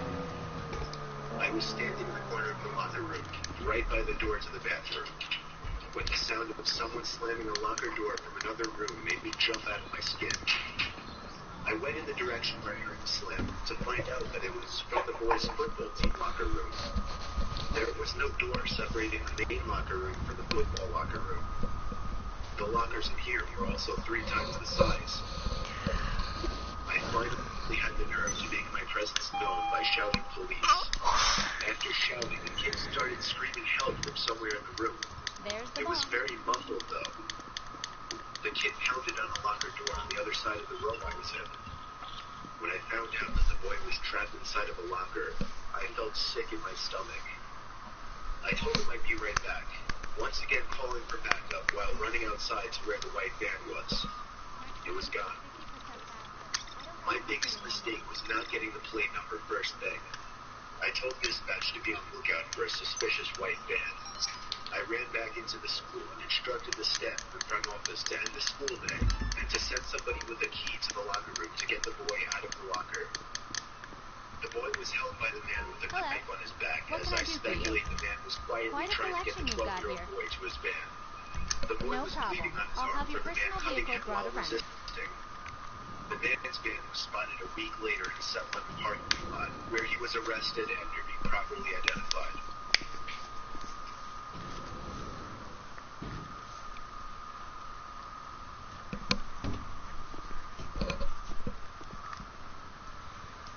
I was staying in a Hampton Inn in New Jersey when I was visiting Rowan University, a college I potentially wanted to attend. Sorry. My family couldn't come with me, so I was on my own. After attending campus tours, I went to get a bite to eat at a nearby restaurant, and then went back to the hotel at around 8 p.m., planning on going back to campus again the next day. About an hour after returning to my room, a strange alarm started going off in my room, along with a white light flashing from the corner of the ceiling. A message started moving shortly after as well, saying something along the lines of, "This is a one." I've never heard of a lockdown in a hotel. I never even knew hotels had an alarm like this. I found it more interesting and exciting than anything else. Eventually the sound of the alarm stopped, but the light kept flashing. And every 20 seconds or so... Yeah, you just go. I'll take this GTR. It was 9:30, so I turned on the TV just as background noise while I started changing clothes and brushing my teeth. I shut the lights when I was done and hopped under the covers. I watched TV for half an hour before shutting it off. The light was still flashing with an obnoxious bright white light every few seconds. It was definitely going to hinder my sleep. I was starting to consider calling the front desk to ask what was going on, when the phone rang. It was someone from the front desk. I was expecting them to tell me something about the alarm and when it would shut off, but instead the person on the other end spoke in a very concerned voice. She told me to remain calm and walk out the door. I took that opportunity to ask her what exactly was going on. She went on to tell me that there was somebody in the room with me and to get out immediately. I dropped the phone and instinctively started looking around everywhere. Part of me was curious to see if somebody was in fact in the room. I checked under the bed, looked into the empty bathroom. Nobody in either spots. Then, I noticed the closet door right next to the bathroom. It was one of those closets with a wooden sliding door. It was open just a tiny crack, and through that tiny crack, I could see a person's face. At first, it didn't sink in what I was seeing, but when the door slid shut, that was when I freaked out and ran out the door. The people at the front desk showed me security footage from an hour earlier of some sketchy-looking man walking around the hallways, apparently looking for a certain room. When he got to my door, he opened it with the card he somehow acquired, and that was it. I stayed around as the authorities took the person out in chains. It was a man, of course, on the shorter side, easily 40s. He looked at me as he passed, as if he knew who I was immediately. It's scary thinking back that he may have been watching me for more than an hour from that closet.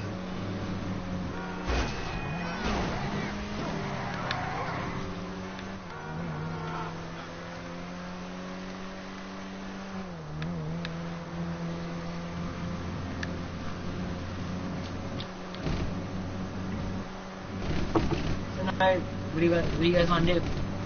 I want to listen some more. I like him. I think we've had him on for the past like 2 hours straight. Does it matter?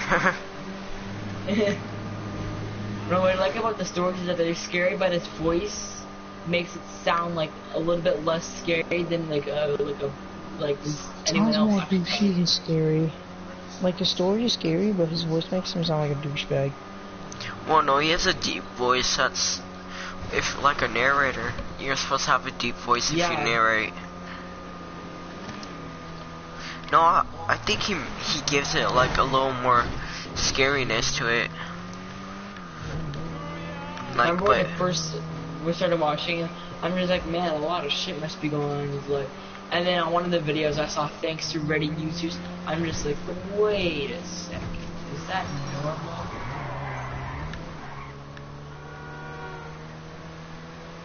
Okay, you're gonna have to fight him. Careful. He has a bat. No, don't shoot him. Beat him with melee him. If he doesn't give it up. Did he give it up? These members freaking don't care at all. They like ran me over. Like one just like completely freaking messed up my damn car. Where the freaking God wanted this, you're gonna become freaking Iron Man one day. These Mambas are freaking fast. Stop with the name of the fucking law, you bitches. Shit.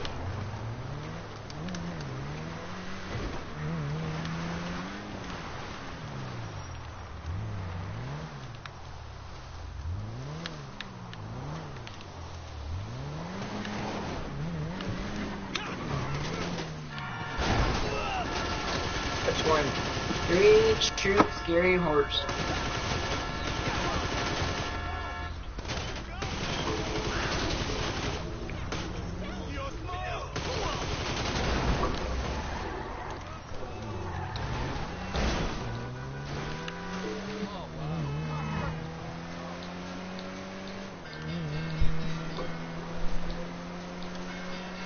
When me and my troublemaking friends were 13 years old, one of the many rowdy and mischievous things we would do would be Saturday night ding-dong ditch sessions.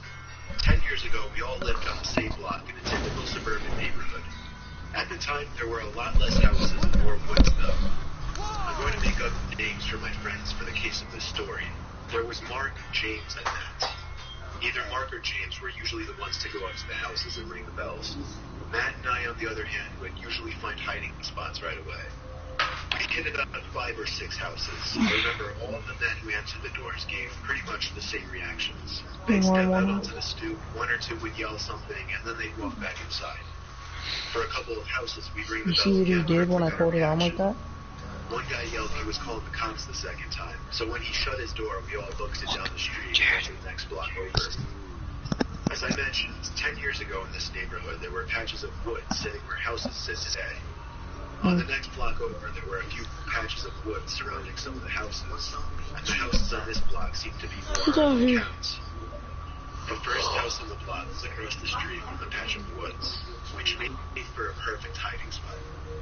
The house was kind of run down looking, tall grass, a ratty old car with a cover on it in the driveway, and overall just a small house. Mark went up to ring the bell. He barely had time to make it across the street before the door opened. It was another man to answer the door. This guy really big, about 6 foot and stocky build. Unlike the others, he was furious immediately. He walked around his whole front yard, checking the bushes, yelling threats. We all laughed as we always did. Eventually, he finally went back inside. Mark waited a few minutes, checked the windows, and then ran back up the stoop to ring the bell again. I didn't envy him of this house. I would not be bold enough to ring that man's bell again. Mark knew he probably didn't have as much time, so he ran to the side of the house and out of sight. The door opened much quicker this time, and this time the man came out with a rifle in his hand. We all looked at each other, simultaneously going, "Oh shit," under our breath. The man checked all the places he checked before, and then a few extra places this time, like behind his car, behind a couple trees. And then he walked to the center of his lawn and just stood there, as if he were thinking. He looked around, and then his head stopped as he was facing us in the woods. Me, Matt, and James looked at each other. We ducked lower in hopes that he didn't see us. After 10 seconds of staring in our direction, the man went back into his home. And then, we saw him appear at his front window, standing still like a statue, looking in our direction in the woods once again. We saw Mark creeping back over to the man's front door, but there was nothing we could do. We were too afraid to move or yell anything. Mark rang the bell once again and ran for it. The man didn't move, though, at least not for another minute. And then he turned and walked away from the window. We didn't see Mark again, but we were still too nervous to move or say anything. The next thing I remember, we heard Mark's voice from across the street yelling, "Run." We didn't understand until we heard someone running up from behind us, realizing upon turning our heads that it was the man from across the street with his rifle in hand, pointed at us. Like a little prey from a predator, to Mark, who was waiting for us across the street. We ran for blocks until we were sure we lost him. Mark explained that he yelled when he saw the man sneaking across the street. Okay, that's on the books at your warehouse. You've got to use the SecuroServe terminal at the office if you want to go after another one. We just told a few friends, and that was it. Luckily, the house was many blocks from us, so we never really had to pass it again.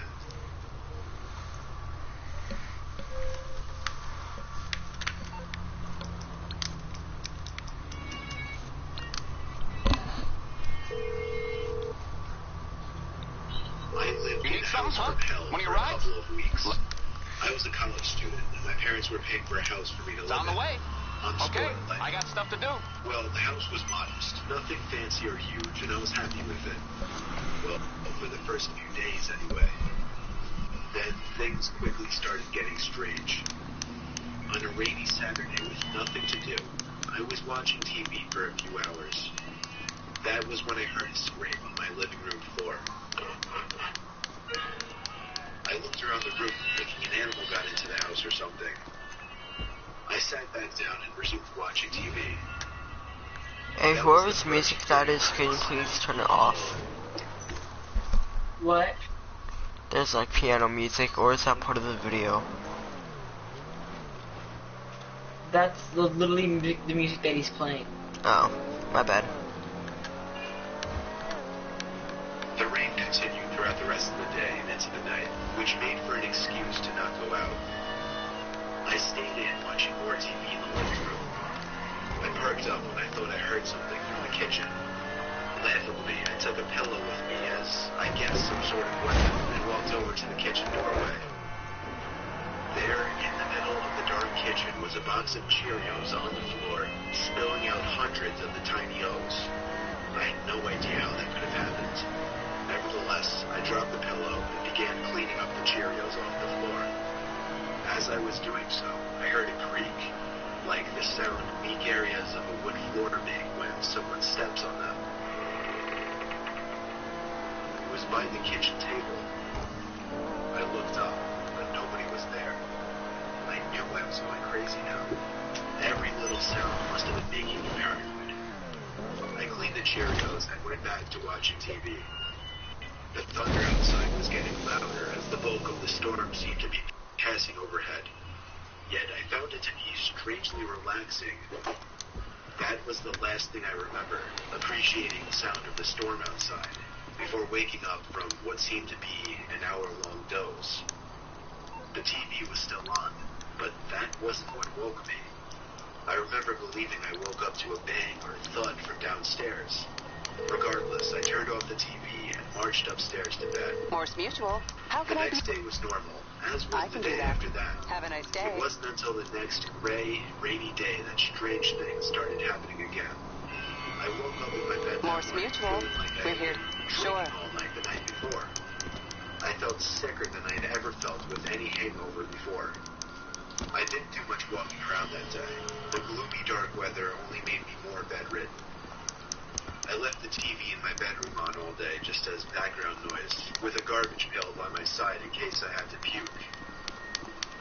At midday, I muted the TV after hearing sounds coming from above me.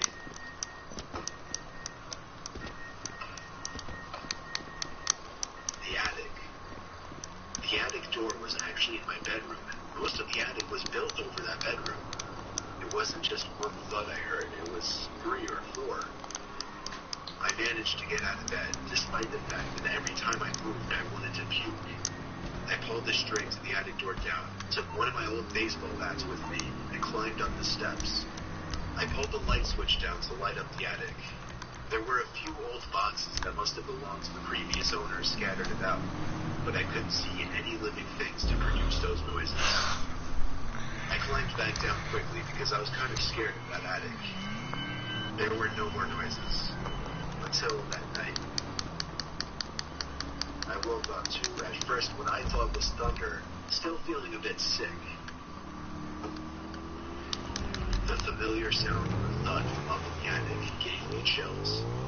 I pulled the string to the attic door back down, took my baseball bat once again, and climbed up the stairs.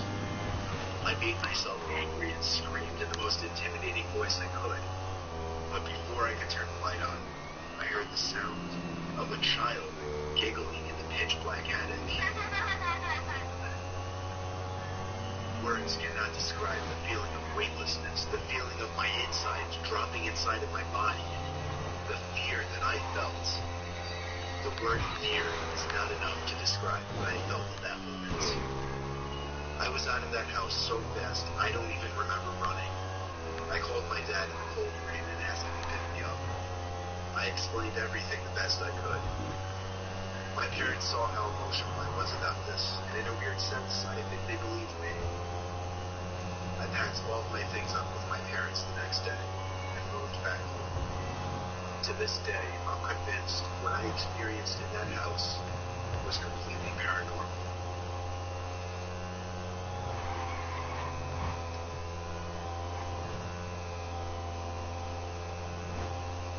That was gay. I used to work as a maid for some old lady for a couple of weeks when I was 20. She had a really big yet old house on a property that could have been beautiful if she had actually taken care of it. She had 2 acres of land surrounded by woods in 3 directions, and the road on the other. Alright, it's about to The house get itself back. was ancient, mostly made of wood, and the interior was really, really dark. She would often keep the blinds shut in some rooms for reasons I didn't understand. I would sometimes open the blinds to let some sunlight in, only to find that she'd have shut them by the next time I entered the room. She lit some rooms by candle, which made the house seem even more prehistoric from the inside. To top it off, the wood floors were creaky as hell just about everywhere in the house. The woman's name was Mel. She was around 70 years old. The kind of work Mel would have me do would be mostly physical stuff that she couldn't do very well anymore, like sweeping, dusting, cleaning dishes, doing laundry, sorting mail, things of that sort. One weekend, Mel asked me to sleep there for a night or two. The house had like 4 bedrooms, yet she lived alone, so it wasn't an issue. Well, this takes place over the course of a Friday, and technically a Saturday as well. I arrived as per usual on Friday, speaking very few words to Mel. I dropped my backpack full of my clothes and cosmetics onto the bed in the bedroom that I was going to be sleeping in. As I turned to the door, I saw Mel in the doorway. She had a creepy way about her, and this entrance was no exception. She didn't say hello, which wasn't as weird as it sounds. She just instructed me to clean the bedroom right away. After that, she just told me to simply straighten up the whole house, and then she went upstairs. I didn't see her for the rest of the day, but I would occasionally hear her walking around upstairs in her bedroom. It was weird. She would seem to walk back and forth. There were no TVs in this house, so I didn't know what she could have been doing. One thing that I found bizarre was how protective she was of her basement.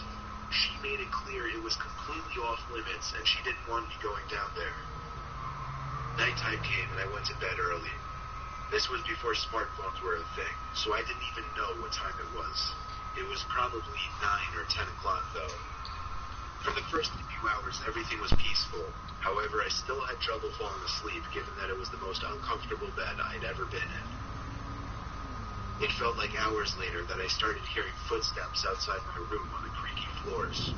It sounded like Mel was passing my room really slowly. Maybe she was just going to the bathroom. A few minutes later, I heard her footsteps again, but then she stopped outside my door this time. I sat up and listened. I could hear the creaking from behind the door of Mel standing there, and it was starting to creep me out. She finally walked away. I heard her go down the stairs, and then I heard a door open and close from downstairs. I had a feeling it was the basement door. It was a while later that I heard the door open and close again, and then heavy, slow footsteps coming up the creaky stairs. The footsteps once again came to my door, then stopped. I sat up once again to listen, and I could hear creaks of pressure on the floor outside the door. And then I heard the doorknob start to turn. I laid back down and pulled the sheets over me and pretended to be asleep. I heard Mel take a few steps into the room, pause, and then leave. She went back to her room and shut the door. I was a bit disturbed. This was very bizarre behavior. I waited about half an hour before deciding I had to see what was in that basement. I got in bed, tiptoed to the door, and then tiptoed down the stairs the best I could. I opened the heavy basement door, flipped on the lights, and crept down the stairs. I made it to the bottom step, and held in the urge to scream. There were 2 old wooden chairs, dead center in the basement, and there were 2 of what I could only describe as decaying corpses with wigs on them sitting in them. The sight of a bug crawling on one of them made me want to puke even more. I brought myself to walk deeper into the basement, closer to the corpses. I had to make sure they were real. Both of the corpses had men's wigs on them. The bigger of the 2 also had a beret on. I don't know much about corpses or their rate of decaying, but I'd say these corpses were both almost a year old. I felt like my heart stopped momentarily when I heard footsteps coming from upstairs on the first floor. I couldn't make it to the light switch. I had no time. I hid behind one of the couches in the basement as I heard slow, heavy footsteps coming down one creaky stair at a time. I had my hands covering my mouth as I heard Mel reach the last stair. I heard her. For half a second, I looked around the couch and saw Mel halfway across the basement already with a big kitchen knife in her hand. I knew she would catch me, so I ran for it to the stairs. She screamed my name and followed as fast as she could. When I made it to the first floor of the house, I ran upstairs to the bedroom I was sleeping in to grab my backpack. By the time I ran back downstairs, Mel was at the top basement step. I ran out the front door and to my car. I turned it on, caught my breath, looked to the front door of the big old house, and saw Mel standing there. Will! I drove off the huge property and down the road, making it back home within 10 minutes. Fortunately, I never gave Mel any of my information, such as my address or my phone number, so she was never able to contact me again. If I had to guess, I'd say one of those corpses belonged to her dead husband that she mentioned twice to me. As for the other, smaller corpse, I have no idea. But regardless, it was a disturbing scene to witness, and something was way off about that woman.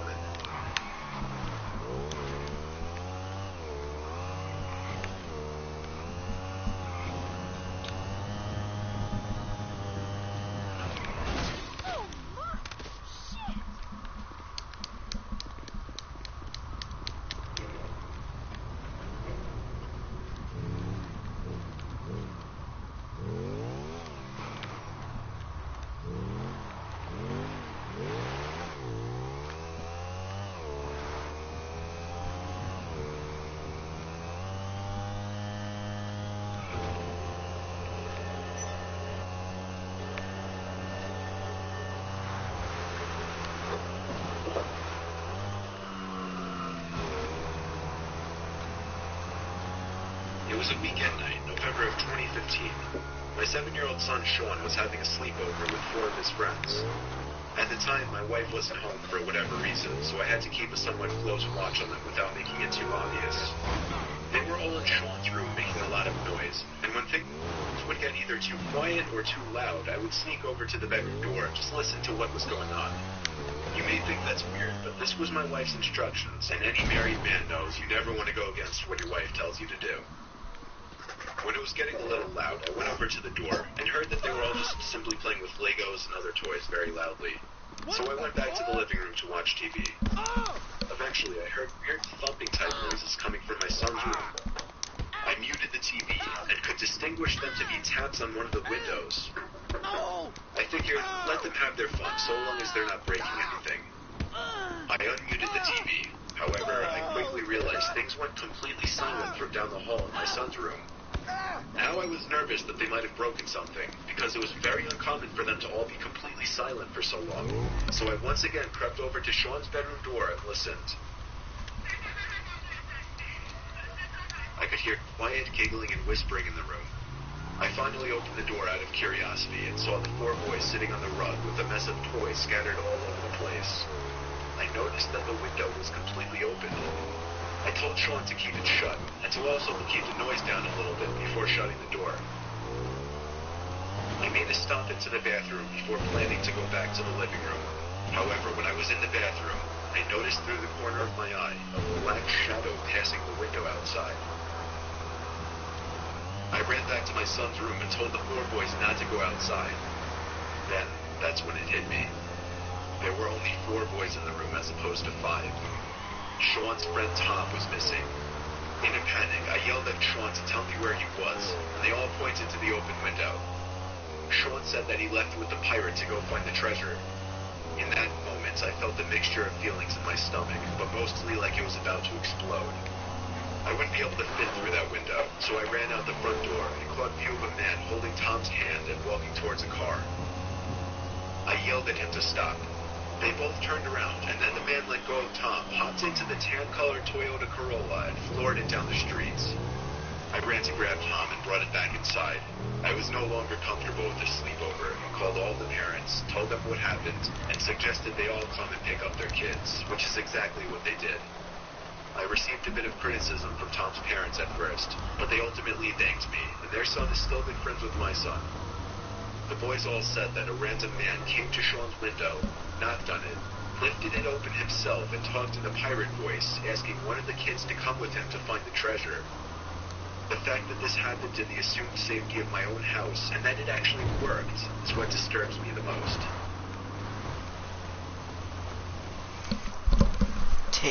To think that we could fall for that, like, when we were younger. Unlike how we used to pretend a lot. We could have fell for that easily. Yeah, about 3 hours straight, it's been nothing but like a Mr. Then again, we had IQs of 8th graders back then. 3 words, and you just be like Mr. Nightmare, like all over.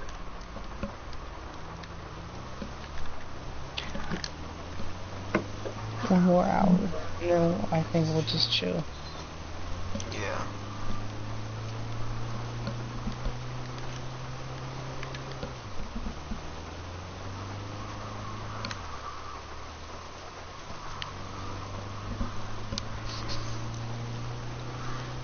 Oh, dude, are you and Sonny normally up around this time or like asleep? Huh? Wait, what happened? Are you guys like normally up around this time or asleep? Okay, I thought you told me all this. Are you normally up by now or asleep?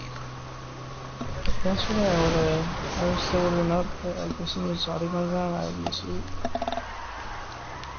It's cause I want to play some Siege, but I don't want to make some noise, you know? Cause I'm not gonna make any noise. No, Siege, you need communication, and I don't want to yell too loud.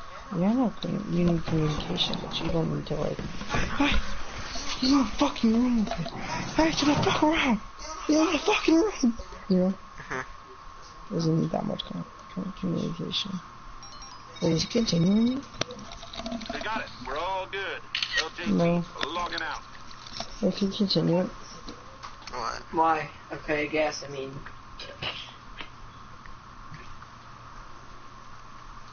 To my assumptions, it's interesting. Me, my friend Sarah, and my best friend Canada needed to find something to do with smoke. The Canada.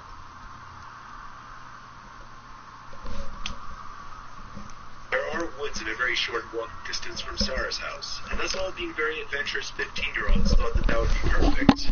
We could smoke, then adventure the woods. Thinking back, I wish we would have smoked behind Sarah's house and just watched scare.